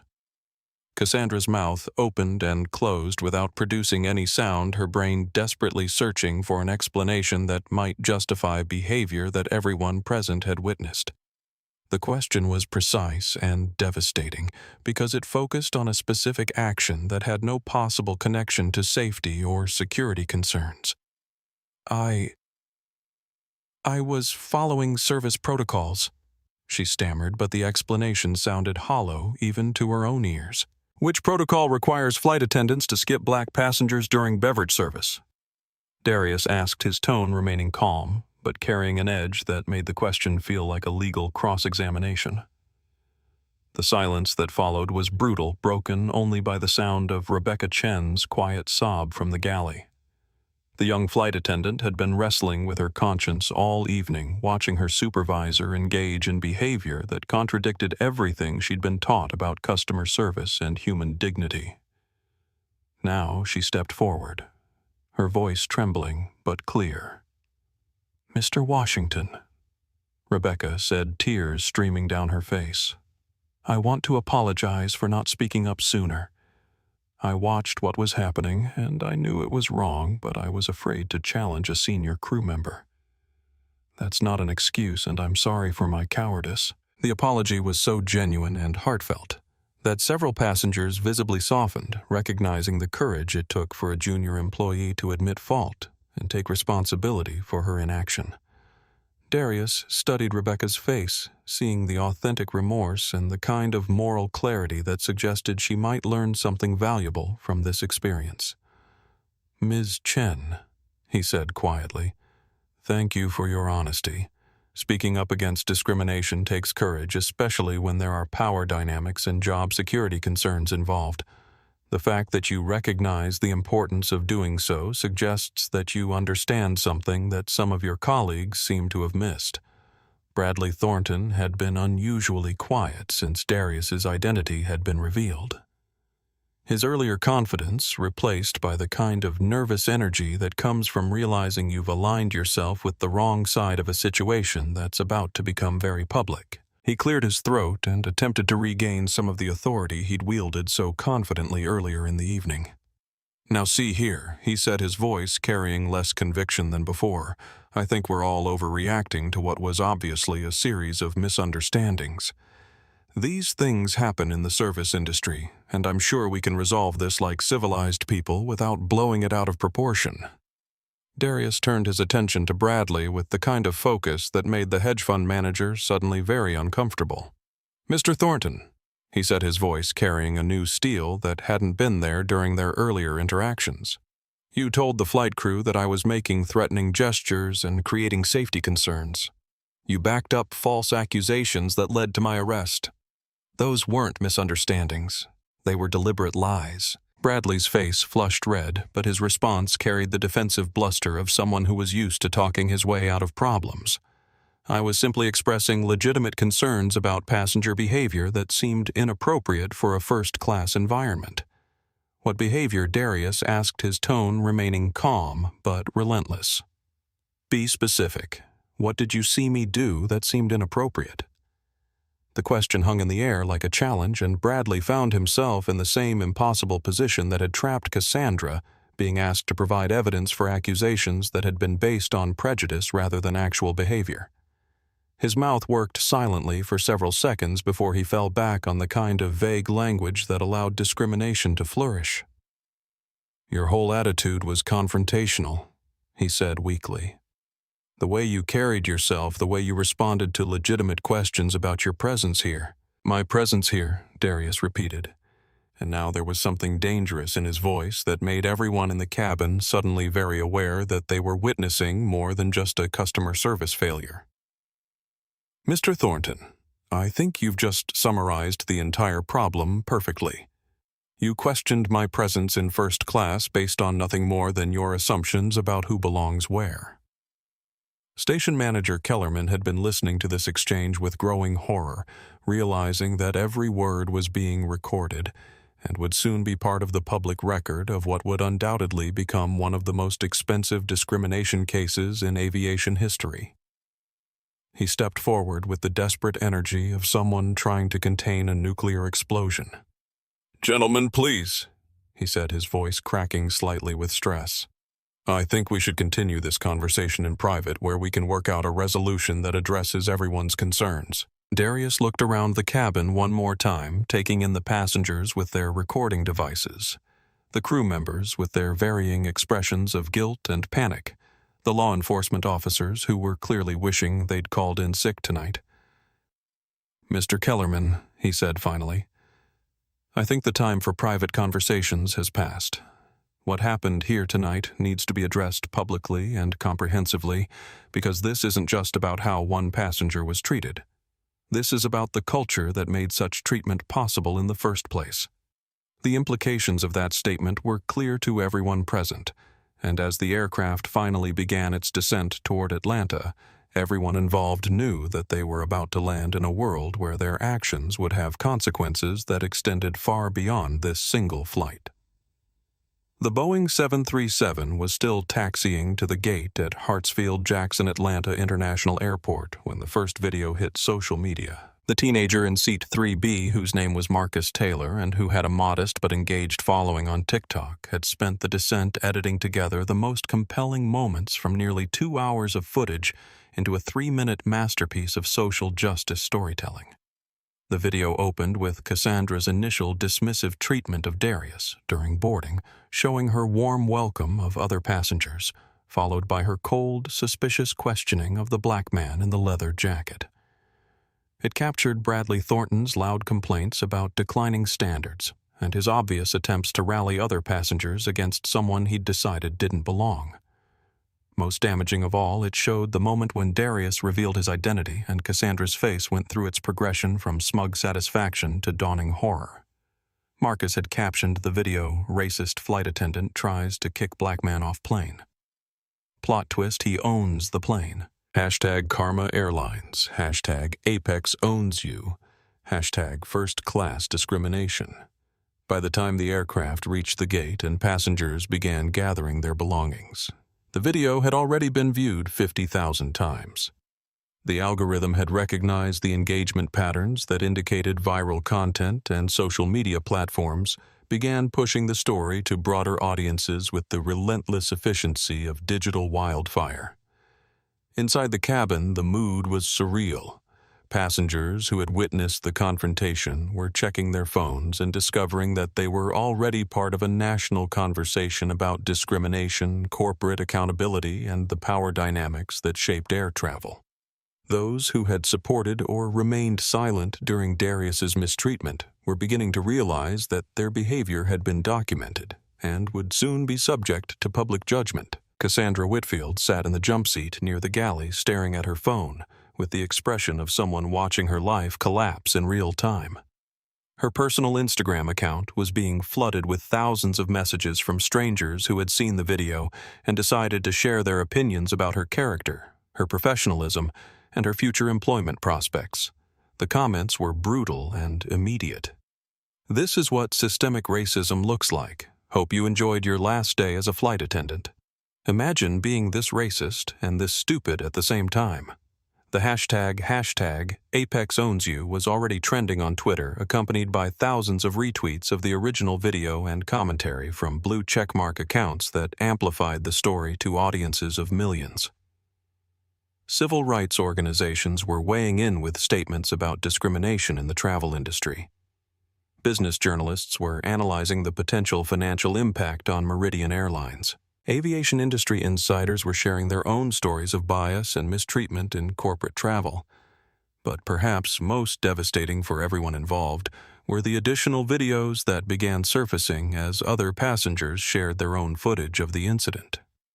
The professor in seat 1B had recorded Cassandra's discriminatory champagne service, providing clear visual evidence that she had deliberately excluded Darius while serving everyone else in first class. A business traveler in seat 4A had captured Bradley Thornton's phone conversation, in which he explicitly stated his intention to get this guy thrown off before any alleged threatening behavior had occurred. Rebecca Chen was discovering that her moment of moral courage was being celebrated online with thousands of comments praising her for finally speaking up and acknowledging her earlier failure to act. The support was gratifying, but it came with the recognition that she would forever be associated with this incident, that her career would be defined by her role in either enabling or confronting discrimination. Station manager David Kellerman was in crisis management mode, fielding calls from Meridian Airlines corporate headquarters, the media and legal representatives who were trying to assess the scope of the disaster that was unfolding in real time. The airline's stock price was already dropping in after-hours trading as investors began calculating the potential cost of discrimination lawsuits, federal investigations, and the loss of public confidence that could destroy customer loyalty for years. "Sir," his assistant was saying into her phone while trying to keep pace with Kellerman as he hurried through the terminal. "CNN is requesting a statement. Fox Business wants an interview with someone from corporate, and the NAACP has issued a press release calling for a federal investigation of discriminatory practices in the airline industry." The calls were coming faster than they could be answered, and each one represented another front in what was rapidly becoming a full-scale public relations war. Social media managers for major corporations were taking notes, recognizing that the Apex incident was about to become a case study in how quickly customer service failures could metastasize into existential threats when amplified by digital platforms. Meanwhile, Darius Washington was experiencing the surreal calm that comes after surviving a hurricane. He gathered his leather jacket and duffel bag with the same unhurried movements he'd used throughout the evening, seemingly unbothered by the fact that he was now at the center of a national conversation about race power and justice.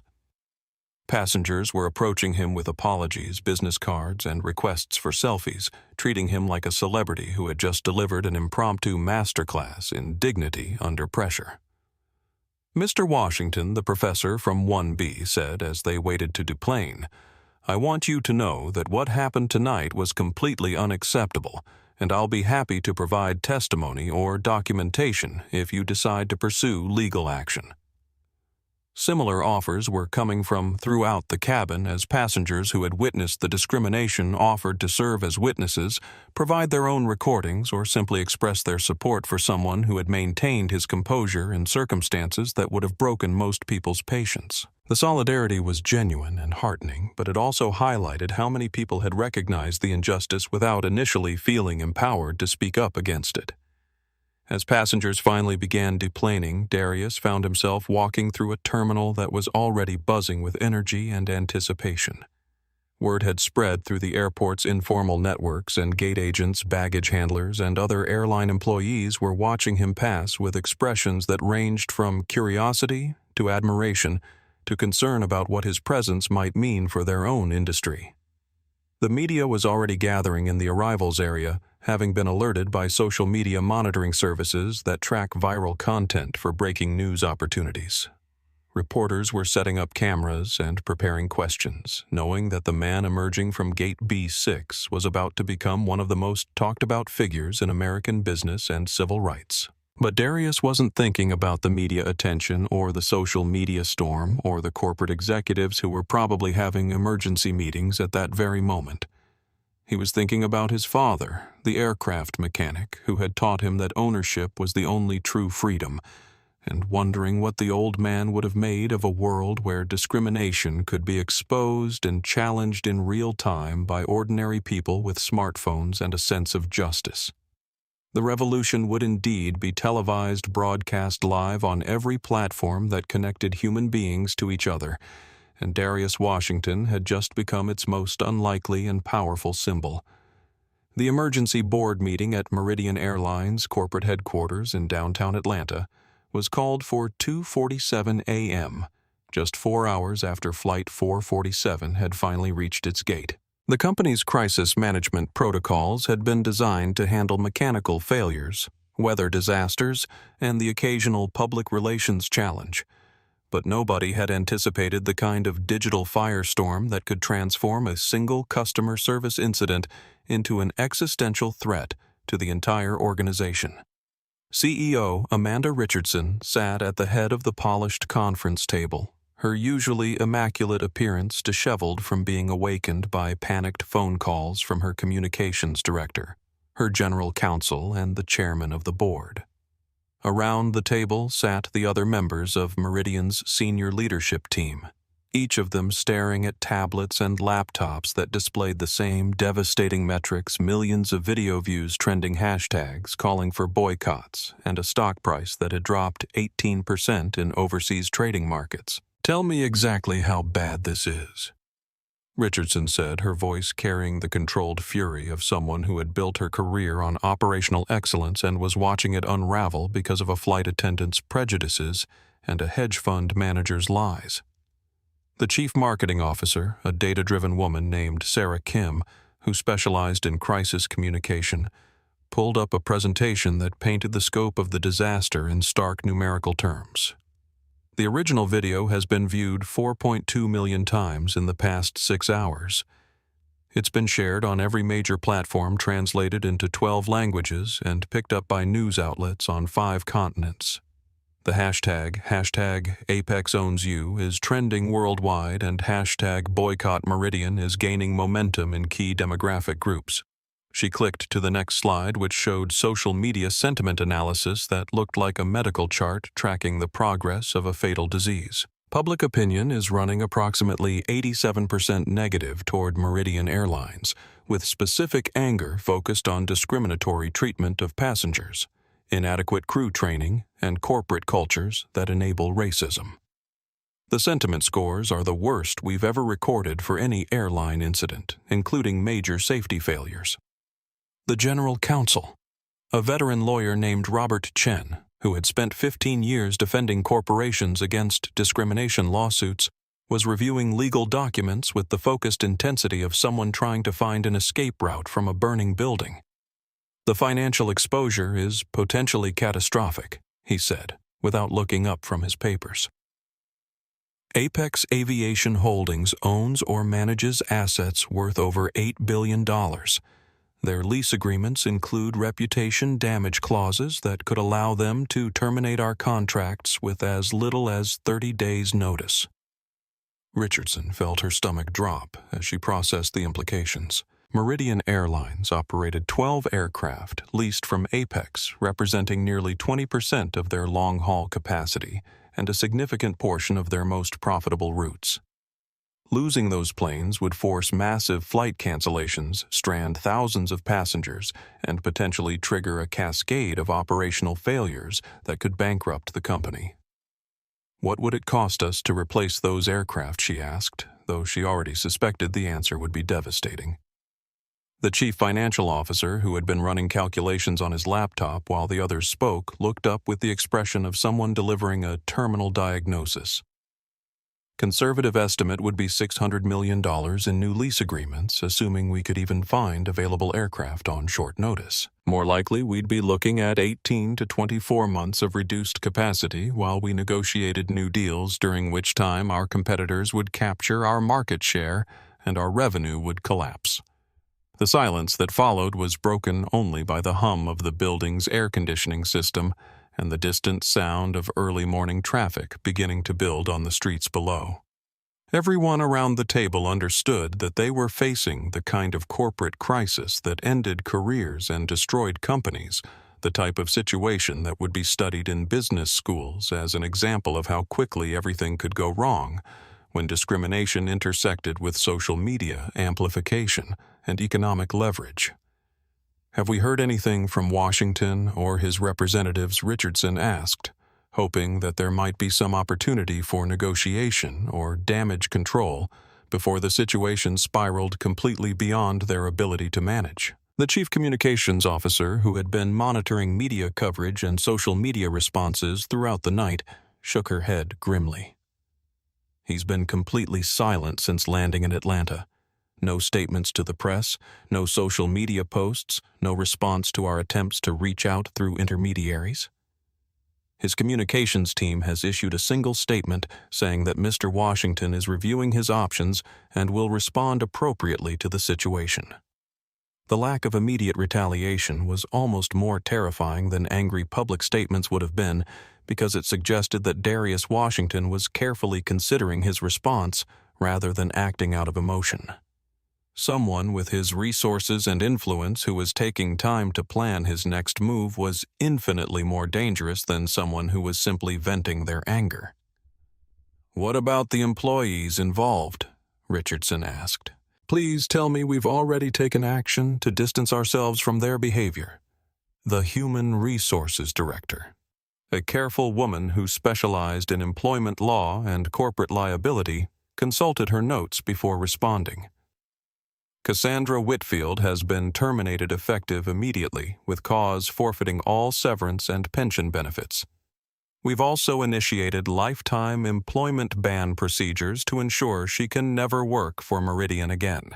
Security has escorted her from all company properties and her access to company systems has been revoked." The swift and decisive action against Cassandra was both necessary and brutal, but everyone around the table understood that destroying her career was the minimum price for her role in creating this crisis.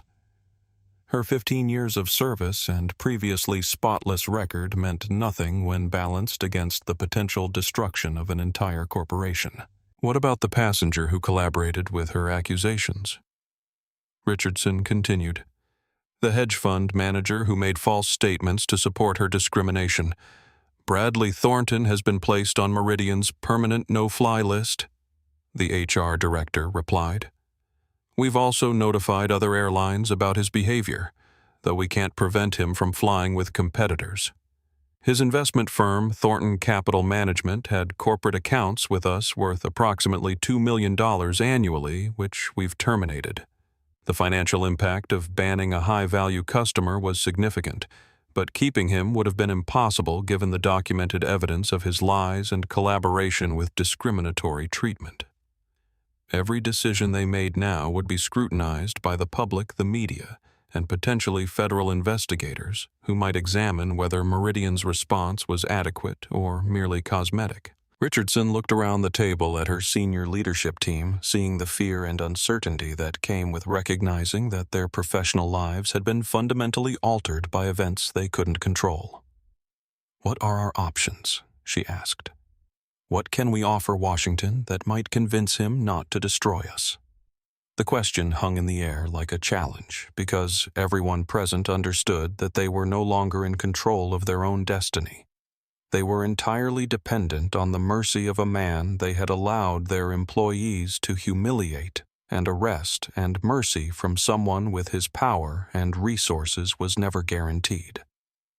The chief legal counsel looked up from his documents with the expression of someone who had found a possible lifeline in a sea of legal disaster. "There might be one approach that could work," he said carefully. "But it would require us to admit complete responsibility, implement comprehensive reforms, and probably give Washington significant influence over our operations going forward." Richardson nodded, recognizing that surrender might be their only option for survival. "Set up the meeting," she said. And pray that he's more interested in justice than revenge. The Meridian Airlines corporate headquarters occupied 3 floors of a gleaming glass tower in downtown Atlanta, with conference rooms designed to project power and success through floor-to-ceiling windows that offered commanding views of the city skyline. But at 10 a.m. on the morning after Flight 447, the executive conference room felt more like a courtroom where the defendants were waiting to learn their fate. Darius Washington arrived exactly on time, wearing the same leather jacket and jeans from the previous evening, a deliberate choice that reminded everyone present of exactly how their employees had judged him based on his appearance. He was accompanied by 2 lawyers from his personal legal team and his chief operating officer, Marcus Williams, a sharp-eyed man who specialized in contract negotiations and corporate acquisitions. The contrast with the Meridian executives couldn't have been more stark. CEO Amanda Richardson and her team were dressed in expensive suits and carried themselves with the nervous formality of people who knew their careers depended on the next few hours. They had prepared elaborate presentations, detailed reform proposals, and carefully crafted apologies that their lawyers had reviewed for legal liability. Mr. Washington Richardson began. As soon as everyone was seated, I want to start by offering you our most profound and sincere apologies for what happened last night. The treatment you received was completely unacceptable and contrary to every value that Meridian Airlines claims to represent.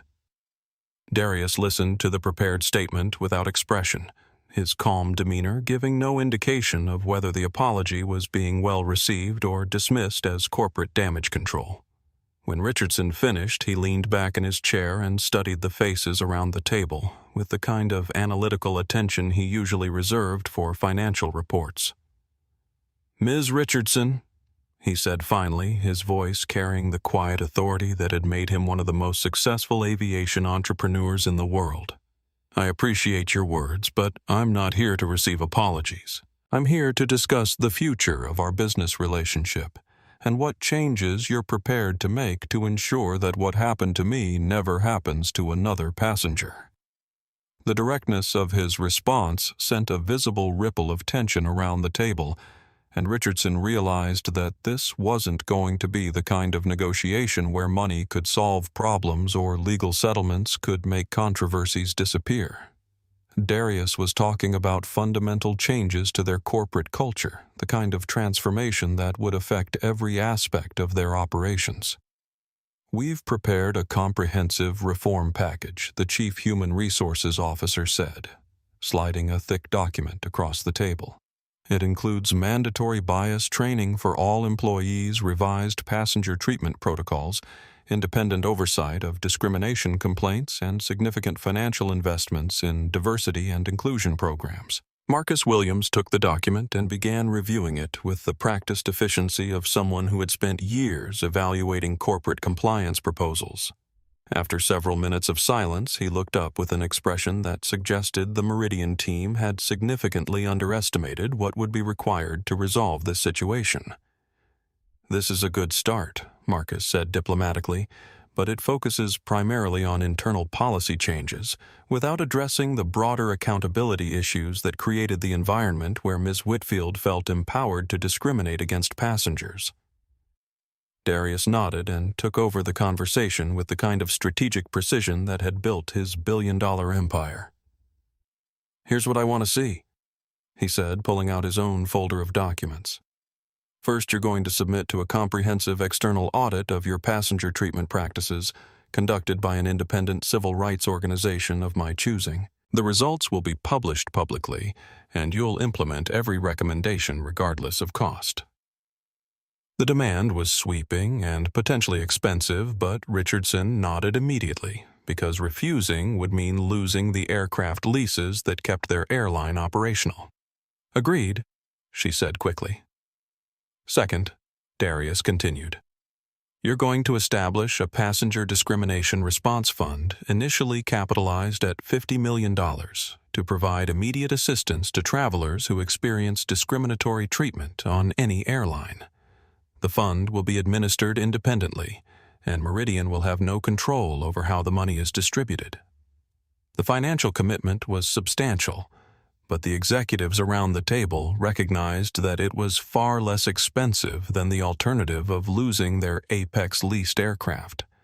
The CFO made quick calculations and nodded to Richardson that the company could absorb the cost without facing bankruptcy. Third, Darius said, his voice taking on a harder edge, I want a seat on your board of directors with full voting rights and access to all corporate information.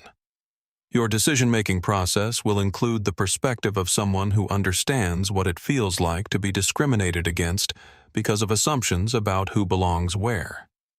The request was unprecedented and potentially transformative, giving an outsider significant influence over corporate strategy and operations.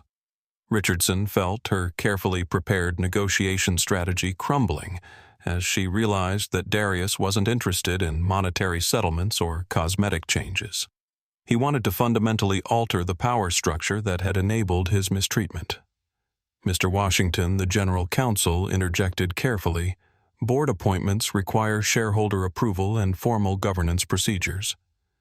It's not something we can agree to unilaterally in this meeting.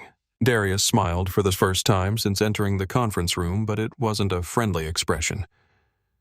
Mr. Chen, he said, I think you misunderstand the nature of this conversation. I'm not asking for these changes. I'm informing you of the conditions under which Apex Aviation Holdings will continue honoring our lease agreements with Meridian Airlines. The distinction was crucial and terrifying, transforming what the Meridian team had thought was a negotiation into an ultimatum backed by the kind of economic leverage that could destroy their company within weeks.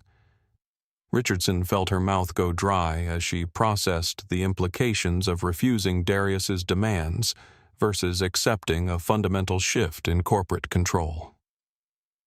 What's the timeline for implementation, she asked, recognizing that resistance was futile when facing someone who literally owned the aircraft that kept their business operational.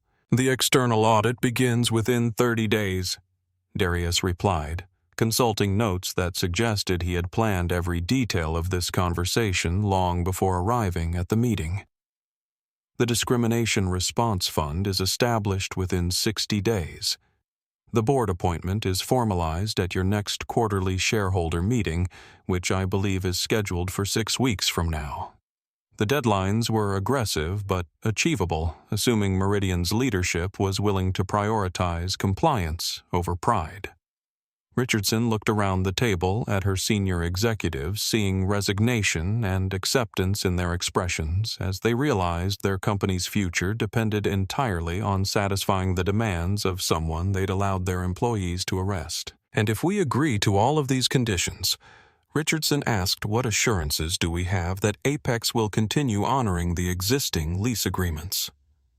Darius stood up slowly, his movement drawing everyone's attention to the fact that he was physically leaving, while they remained seated around a table covered with their desperate attempts to salvage a situation they'd created through institutional blindness and cultural failures.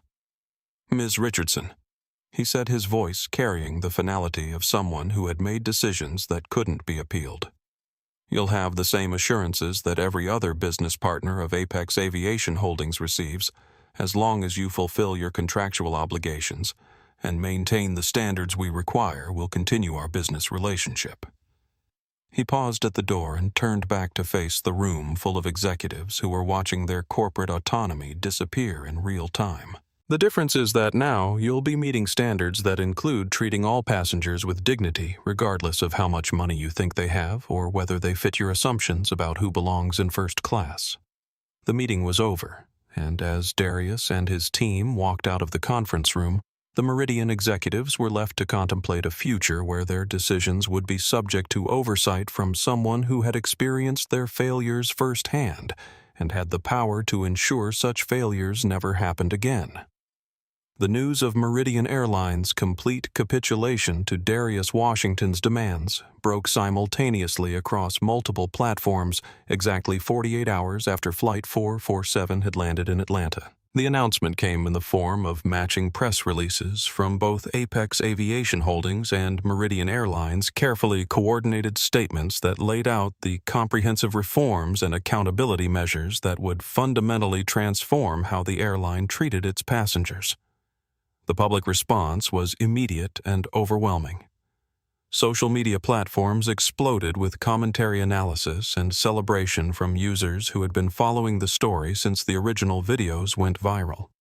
The hashtag #ApexOwnsYou evolved from a mockery of discrimination into a celebration of accountability, with thousands of posts praising Darius for using his power to create lasting change rather than simply seeking personal revenge. But while the corporate consequences were playing out in boardrooms and press conferences, the personal reckonings were happening in private spaces, where the individuals involved were confronting the reality of how their choices had altered their lives forever. Cassandra Whitfield sat in her small apartment in suburban Atlanta, staring at a laptop screen that displayed her complete professional destruction in real time. Her termination from Meridian had been swift and brutal, but the social media aftermath had been even more devastating. Her name was permanently linked to discrimination and racism, making her unemployable in the aviation industry and toxic to most other customer-facing roles. The irony wasn't lost on her that she'd spent 15 years believing she was protecting the integrity of first-class service, only to discover that her prejudices had endangered the existence of the airline she thought she was serving. The woman who had prided herself on maintaining standards had become the standard example of how discrimination could destroy careers and companies with equal efficiency. Her pension was gone, her benefits forfeited, and her reputation so thoroughly tarnished that even retail employers were reluctant to hire someone whose face had become synonymous with workplace bias. The comments on her social media accounts ranged from educational attempts to help her understand her failures to brutal personal attacks that forced her to disconnect from the digital world entirely. But perhaps most difficult to accept was the recognition that Darius Washington had been right about everything. His calm responses, his dignified behavior, and his measured reaction to extreme provocation had exposed her own character in ways that no amount of rationalization could excuse. She had created a situation where she was the villain in a story that millions of people were following, and no amount of regret could change that narrative. Bradley Thornton was facing his own reckoning from the elegant but increasingly empty offices of Thornton Capital Management. The hedge fund that had been his professional pride and personal identity was hemorrhaging clients faster than he could schedule meetings to explain himself. The Ohio Pension Fund had been only the first major investor to withdraw their assets. They were followed by 3 university endowments, 2 corporate retirement plans, and dozens of individual high-net-worth clients who decided they couldn't afford the reputational risk of being associated with his behavior. The business that had taken him 20 years to build was dissolving in a matter of weeks, not because of poor investment performance or market conditions, but because he had chosen to collaborate in discriminating against a passenger who turned out to own the aircraft they were flying in. The expensive suits, the exclusive club memberships, and the luxury lifestyle that had defined his identity were disappearing as quickly as his client base. His calls to former business associates went unreturned. His applications for positions with other firms were politely declined, and his attempts to rehabilitate his image through charitable donations and public apologies were dismissed as desperate damage control. He had become a cautionary tale about the intersection of prejudice and privilege, a reminder that assumptions about power could be catastrophically wrong.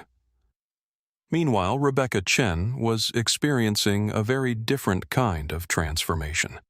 Her moment of moral courage in speaking up against discrimination had been celebrated across social media and recognized by civil rights organizations.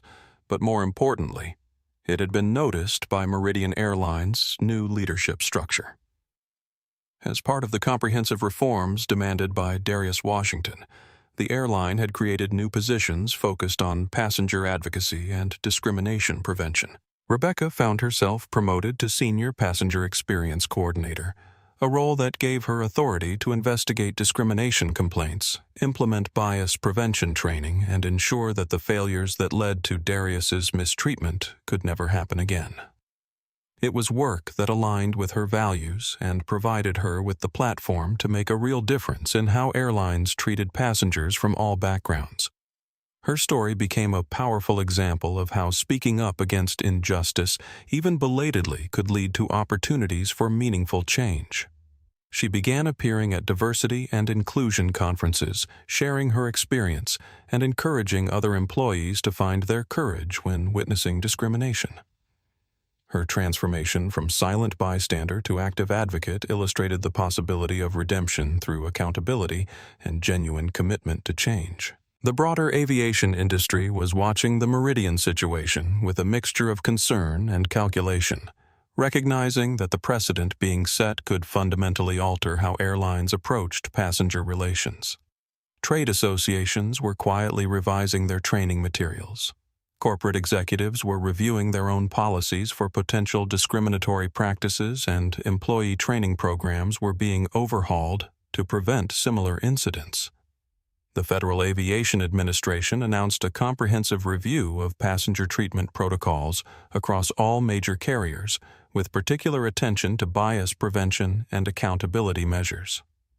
The investigation was directly inspired by the viral nature of the Apex incident and the recognition that discrimination in aviation could become a regulatory and safety issue if left unaddressed. Other aircraft leasing companies began incorporating anti-discrimination clauses into their contracts, following Darius's example of using economic leverage to enforce social responsibility.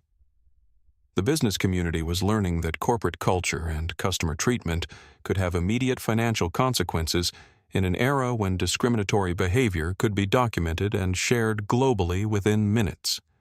The revolution that had begun with a simple question about whether someone belonged in first class was rippling outward through an entire industry, proving that justice could be more powerful and lasting than revenge when it was backed by the right combination of moral authority and economic influence. 6 months after Flight 447 became the most studied customer service failure in aviation history, Meridian Airlines was operating as a fundamentally different company. The transformation hadn't been easy or inexpensive, but it had been thorough and genuine, driven by the recognition that cosmetic changes wouldn't satisfy someone with Darius Washington's resources and determination to create lasting reform. The external audit conducted by the Southern Coalition for Civil Rights had been exhaustive and devastating, uncovering patterns of discriminatory behavior that extended far beyond Cassandra Whitfield's individual prejudices. The investigation revealed that minority passengers were statistically more likely to be questioned about their ticket validity, more frequently subjected to additional security screening, and less likely to receive premium customer service even when paying identical fares to white passengers. The findings had been published in a comprehensive report that became required reading in business schools and diversity training programs across multiple industries. The document didn't just catalog failures, it provided specific recommendations for cultural change, accountability measures, and prevention strategies that other companies were already implementing to avoid similar scandals. Amanda Richardson stood in the newly renovated Passenger Experience Center at Meridian's headquarters, watching employees participate in bias recognition training that bore no resemblance to the superficial online modules that had previously constituted their diversity education. The new program was immersive, emotionally challenging, and designed to help participants understand how unconscious prejudices could manifest in customer interactions. The goal isn't to make people feel guilty about having biases, explained Dr. Sarah Williams, the civil rights expert who had designed the training curriculum. Everyone has unconscious preferences and assumptions. The goal is to help employees recognize when those biases might affect their professional behavior and give them tools to make decisions based on observable actions rather than demographic assumptions. The training sessions were mandatory for all customer-facing employees, from flight attendants to gate agents to customer service representatives. They included role-playing exercises, video analysis of actual discrimination incidents, and discussions led by passengers who had experienced biased treatment. The program was expensive and time-consuming, but it was already showing measurable results in customer satisfaction surveys and employee feedback. Darius Washington's presence on Meridian's board of directors had initially been met with skepticism from some shareholders and industry observers who questioned whether someone with his background could contribute meaningfully to airline operations. Those doubts had been quickly dispelled as his insights into customer experience, operational efficiency, and strategic planning proved invaluable to a company that had been struggling with declining market share and increasing competition. His first board meeting had been a revelation for executives who had spent years insulated from the passenger experience they were supposedly managing. Darius brought data, anecdotes, and perspectives that forced them to confront the gap between their corporate messaging about customer care and the reality of how their policies affected travelers. "We spend millions of dollars on advertising campaigns about hospitality and service excellence," he had said during a presentation that became legendary among Meridian employees, "but our actual policies create barriers between our staff and our customers. We train people to be suspicious instead of welcoming, to enforce rules instead of solving problems." The changes he advocated weren't just about preventing discrimination. They were about fundamentally reimagining what customer service could look like when employees were empowered to treat every passenger as someone deserving of respect and assistance. The results had been dramatic. Customer satisfaction scores increased, employee morale improved, and the airline began attracting passengers who had previously avoided Meridian due to its reputation for poor service. The $50 million Passenger Discrimination Response Fund had become a model for corporate social responsibility in the travel industry. Administered by an independent board that included civil rights advocates, passenger rights, attorneys, and community leaders, the fund provided immediate assistance to travelers who experienced discriminatory treatment on any airline, not just Meridian. The fund offered everything from rebooking assistance and hotel accommodations for stranded passengers to legal support for those pursuing discrimination claims against airlines. More importantly, it served as a powerful deterrent to discriminatory behavior by creating real consequences for companies that failed to treat passengers equitably. Rebecca Chen had emerged as one of the most effective advocates within Meridian's new passenger experience structure. Her combination of industry knowledge and personal understanding of moral courage making her a trusted voice for both employees and customers. She had developed a reporting system that allowed passengers to document discriminatory treatment in real time, creating accountability mechanisms that prevented incidents from being covered up or ignored.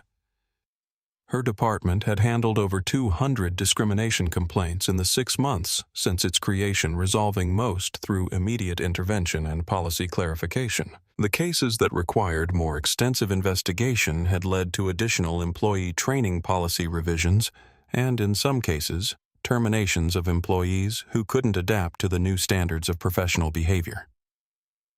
"The most important thing we've learned," Rebecca said during a presentation to other airlines considering similar reforms, "is that preventing discrimination requires constant vigilance and genuine commitment from leadership. It's not enough to have policies on paper. You need systems that make it easy for employees to do the right thing and consequences for those who choose not to." The broader aviation industry was grappling with the implications of Meridian's transformation, recognizing that the precedent set by the Apex incident had fundamentally altered customer expectations and regulatory scrutiny. Airlines that had previously relied on vague diversity statements and minimal training programs were investing heavily in comprehensive bias prevention initiatives, terrified of becoming the next viral example of corporate discrimination. The Federal Aviation Administration had implemented new reporting requirements for passenger treatment incidents, mandating that airlines track and disclose data about discrimination complaints, resolution procedures, and prevention measures.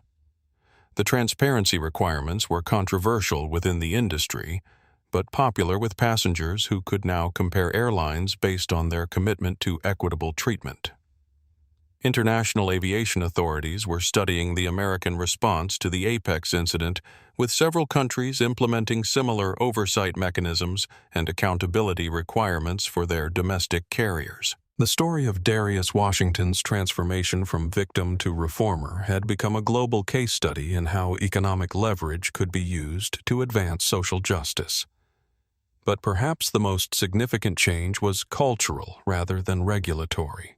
The viral nature of the original incident had created a heightened awareness among both airline employees and passengers that discriminatory behavior would be documented, shared, and subjected to immediate public judgment.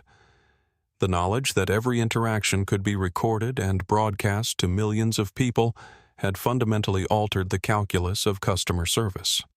Flight attendants were approaching passenger interactions with greater awareness of their own potential biases, recognizing that assumptions based on appearance could not only harm individuals, but also destroy their own careers. Gate agents were being more careful about how they questioned passenger credentials, understanding that discriminatory enforcement of policies could result in viral humiliation.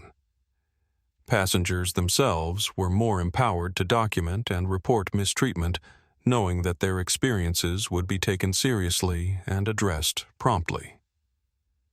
The combination of corporate accountability, regulatory oversight, and social media transparency was creating an environment where discrimination was becoming increasingly difficult to ignore or excuse. The transformation wasn't complete, and there were still incidents of biased treatment throughout the industry, but the response to such incidents was swifter and more comprehensive than ever before. Companies understood that discriminatory behavior was not just morally wrong, but also economically dangerous in an era when corporate reputation could be destroyed overnight by viral documentation of injustice. As Darius Washington boarded a Meridian flight for a business trip to Los Angeles, he was greeted by name by flight attendants who understood exactly who he was and what his experience had meant for their industry. But more importantly, he observed the same respectful treatment being extended to every passenger regardless of their appearance, age, or perceived status. The revolution that had begun with his humiliation was becoming institutionalized through policy training and cultural change that would outlast any individual incident or viral moment. It was the kind of lasting transformation that his father would have understood and appreciated, proof that ownership could indeed mean the freedom to ensure that everyone had access to dignity and respect. 1 year to the day after Flight 447 had changed the aviation industry forever, Darius Washington found himself back in the premium lounge at O'Hare International Airport, preparing to board the same route to Atlanta on what had become an annual pilgrimage to measure how much had truly changed. The lounge looked identical to that stormy night 12 months earlier, but the atmosphere was completely different, charged with an awareness that everyone present was part of an ongoing experiment in corporate accountability and social justice. The staff who recognized him treated him with genuine warmth rather than the nervous deference that had characterized his interactions in the immediate aftermath of the incident. They understood that his presence wasn't a test or a threat, but rather a reminder that customer service was about seeing and respecting every individual who walked through their doors. At the gate, the Meridian Airlines employees moved with a professionalism that felt authentic rather than performative.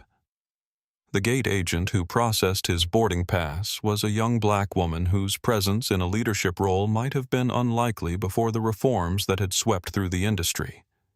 She smiled warmly as she handed back his phone, making eye contact and offering the kind of personal attention that every passenger deserved, but that hadn't always been equally distributed.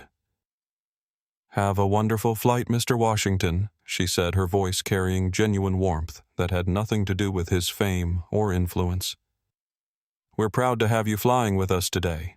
The Boeing 737 that would carry him to Atlanta was from the same fleet that Apex Aviation Holdings leased to Meridian, but the aircraft had been updated with new passenger experience features that reflected the airline's commitment to treating every seat as important. The first-class cabin showed obvious investments in comfort and service, but more significantly, the airline had improved conditions throughout the aircraft, recognizing that dignity shouldn't be reserved only for passengers who could afford premium fares. Rebecca Chen was working the flight as the lead passenger experience coordinator, a position that hadn't existed before the reforms but had become essential to Meridian's new approach to customer service. Her role was to observe interactions, assist with any problems that arose, and ensure that the lessons learned from Flight 447 were being applied consistently across all operations. "Mr. Washington," she said as he settled into Seat 1. It's an honor to have you aboard again. I hope you can see the progress we've made since that difficult evening last year." Her presence on the flight was symbolic rather than necessary. Meridian had dozens of flights operating simultaneously with similar attention to passenger dignity and respect. But having Rebecca work this particular route on this anniversary date demonstrated the airline's commitment to remembering where they had been and acknowledging how far they had traveled. The passenger manifest reflected the diversity that had become more visible throughout the aviation industry as discriminatory barriers were systematically identified and removed. The first-class cabin included travelers of various ages, ethnicities, and backgrounds, all receiving identical levels of service, regardless of whether they fit traditional assumptions about who belonged in premium accommodations. During the safety demonstration, Darius noticed that the flight attendants made eye contact with every passenger, included everyone in their explanations, and demonstrated the kind of professional courtesy that treated each person as an individual deserving of attention and respect. The change was subtle but profound, reflecting training that emphasized connection rather than mere compliance with regulatory requirements. As the aircraft taxied for takeoff, Darius reflected on the complexity of transformation and the difference between cosmetic changes and genuine reform. The policies, training programs, and oversight mechanisms were important, but the real measure of progress was whether individual employees understood and embraced the principles that made discrimination impossible rather than simply avoided. The young flight attendant who offered him champagne during climb was someone he didn't recognize, probably hired during the intensive recruitment and training process that had accompanied Meridian's cultural overhaul. Her service was professional and warm, but she extended the same courtesy to every passenger in the cabin, creating an atmosphere where premium service meant excellent treatment for everyone rather than exclusive attention for some. "Sir," she said as she served the entire cabin with equal care, "is there anything special I can get for you during our flight today?" The question was offered to everyone, reflecting an approach to customer service that treated each passenger as someone whose comfort and satisfaction mattered to the airline's success. The democratization of attention and respect was perhaps the most significant change that had emerged from the crisis, proving that excellent service could be universal rather than hierarchical. During the flight, Darius spent time reviewing reports from the Passenger Discrimination Response Fund, which had assisted over 3,000 travelers in its first year of operation. The cases ranged from simple misunderstandings that were quickly resolved to serious incidents that required legal intervention and policy changes. The fund's existence had created accountability throughout the industry and provided real support for passengers who might otherwise have had no recourse against discriminatory treatment. The data showed measurable improvements across multiple metrics. Discrimination complaints were down significantly. Customer satisfaction scores had increased across all demographic groups, and employee retention had improved as workers found greater meaning in jobs that emphasized service and respect rather than enforcement and exclusion. But perhaps most importantly, the aviation industry was attracting more diverse employees at all levels, from flight attendants and pilots to executives and board members. The visible presence of people from various backgrounds in leadership positions was changing the culture from within, making discriminatory assumptions less likely, and creating role models for future generations of aviation professionals. As the flight began its descent into Atlanta, Darius felt a complex mixture of satisfaction and determination. The changes that had resulted from his experience were significant and genuine, but they required constant nurturing and vigilance to ensure they became permanently embedded in corporate cultures rather than temporary responses to public pressure. The teenager who had recorded the original incident was now a freshman at Howard University, studying communications and social justice with a scholarship funded by the Discrimination Response Fund. His video had launched not just a corporate transformation, but also a career dedicated to documenting and fighting inequality wherever it existed. Cassandra Whitfield had eventually found work as a customer service trainer specializing in bias recognition and prevention, using her experience as a cautionary tale to help others understand how unconscious prejudices could destroy careers and companies. Her transformation from perpetrator to educator illustrated the possibility of redemption through genuine acknowledgement of mistakes and commitment to change. As the aircraft touched down at Hartsfield-Jackson Atlanta International Airport, Darius gathered his belongings with the same deliberate calm he had shown throughout the original incident. He was wearing a different leather jacket, but his appearance was intentionally similar to that night 1 year earlier, a reminder that respect shouldn't depend on expensive clothing or obvious displays of wealth. The passengers around him were documenting the anniversary flight on social media, sharing their observations about how much had changed and expressing their own commitments to continuing the work of creating equitable treatment in all aspects of travel and customer service. 3 days after the anniversary flight, Darius Washington stood alone in Lincoln Memorial Cemetery in Chicago, holding a conversation with his father that was 12 months overdue. Samuel Washington's headstone was simple black granite with gold lettering that identified him as a beloved husband, father, and aircraft mechanic who had dedicated 43 years of his life to keeping planes safely in the sky. The October morning was crisp and clear with the kind of autumn light that made everything seem both sharp and gentle at the same time. Darius carried a folded newspaper that contained the latest coverage of Meridian Airlines' transformation, along with analysis pieces about how the aviation industry had changed in response to what journalists were calling the Apex Awakening. "Dad," he said quietly, settling onto the small bench that faced the grave marker.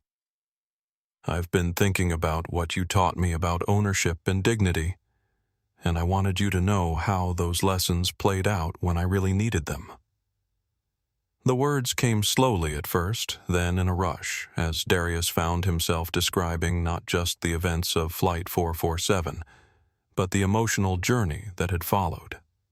He talked about the moment when he'd made the choice to maintain his composure despite the humiliation, remembering his father's teachings about how true strength was measured not by the ability to retaliate, but by the wisdom to choose when and how to use power. "You always said that ownership was about responsibility, not just control."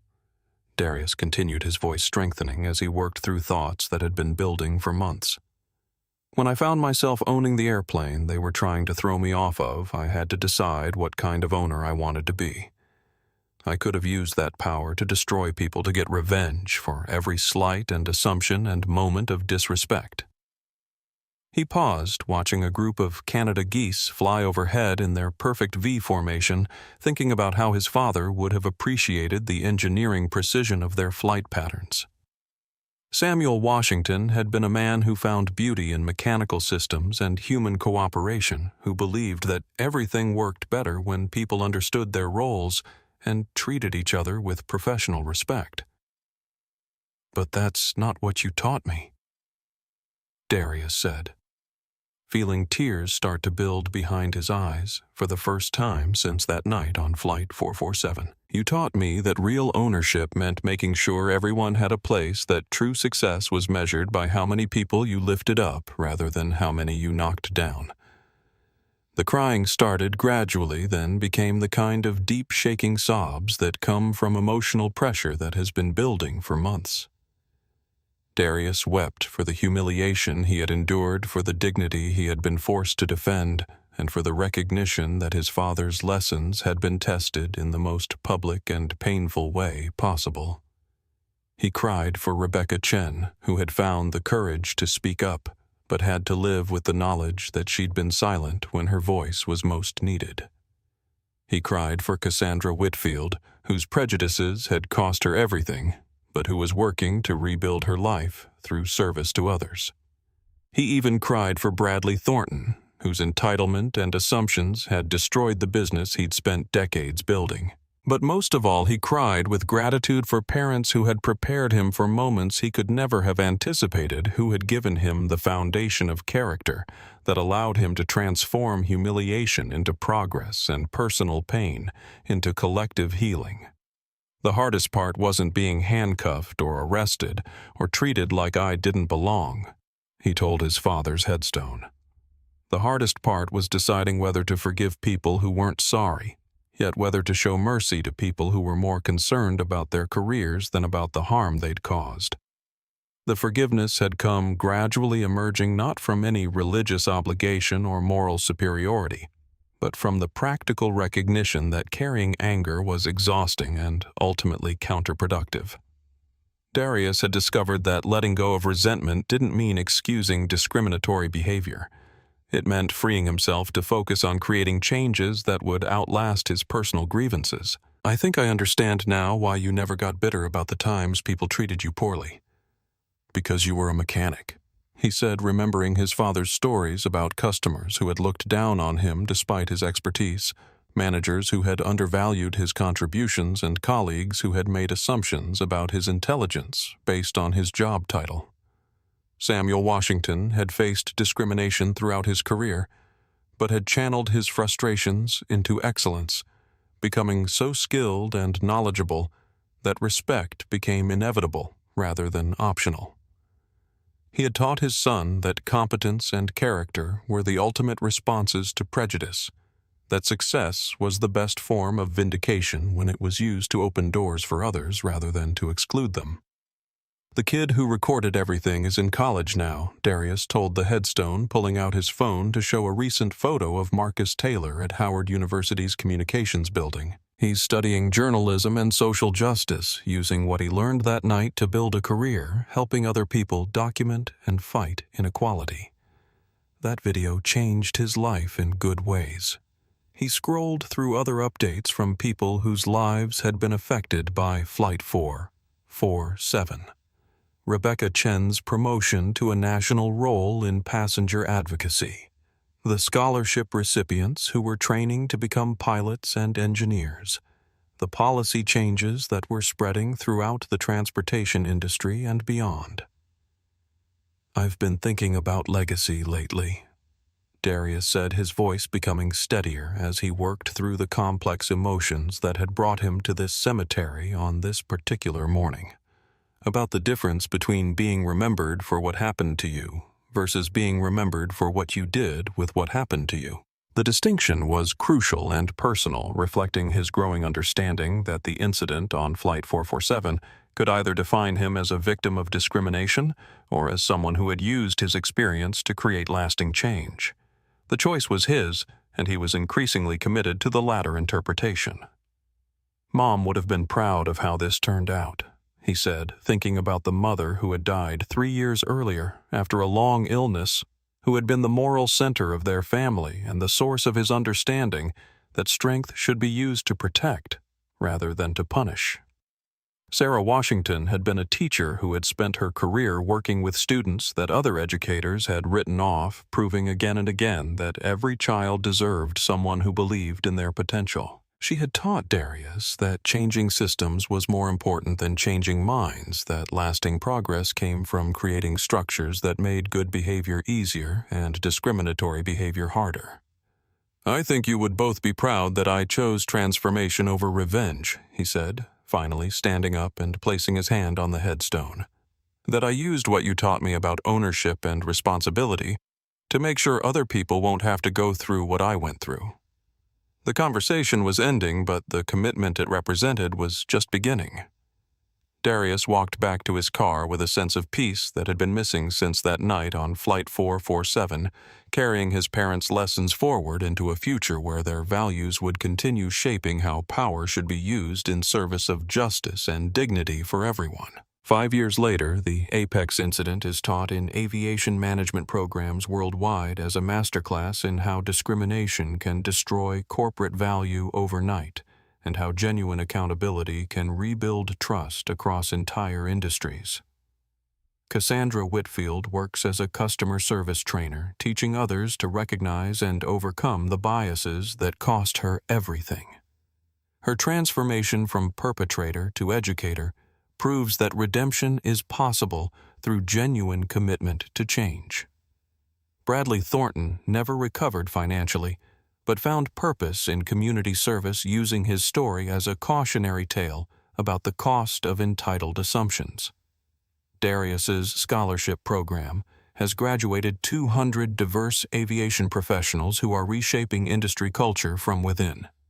Rebecca Chen leads Meridian's industry-leading diversity initiatives, and the airline's transformation became a model for corporate accountability that extends far beyond aviation.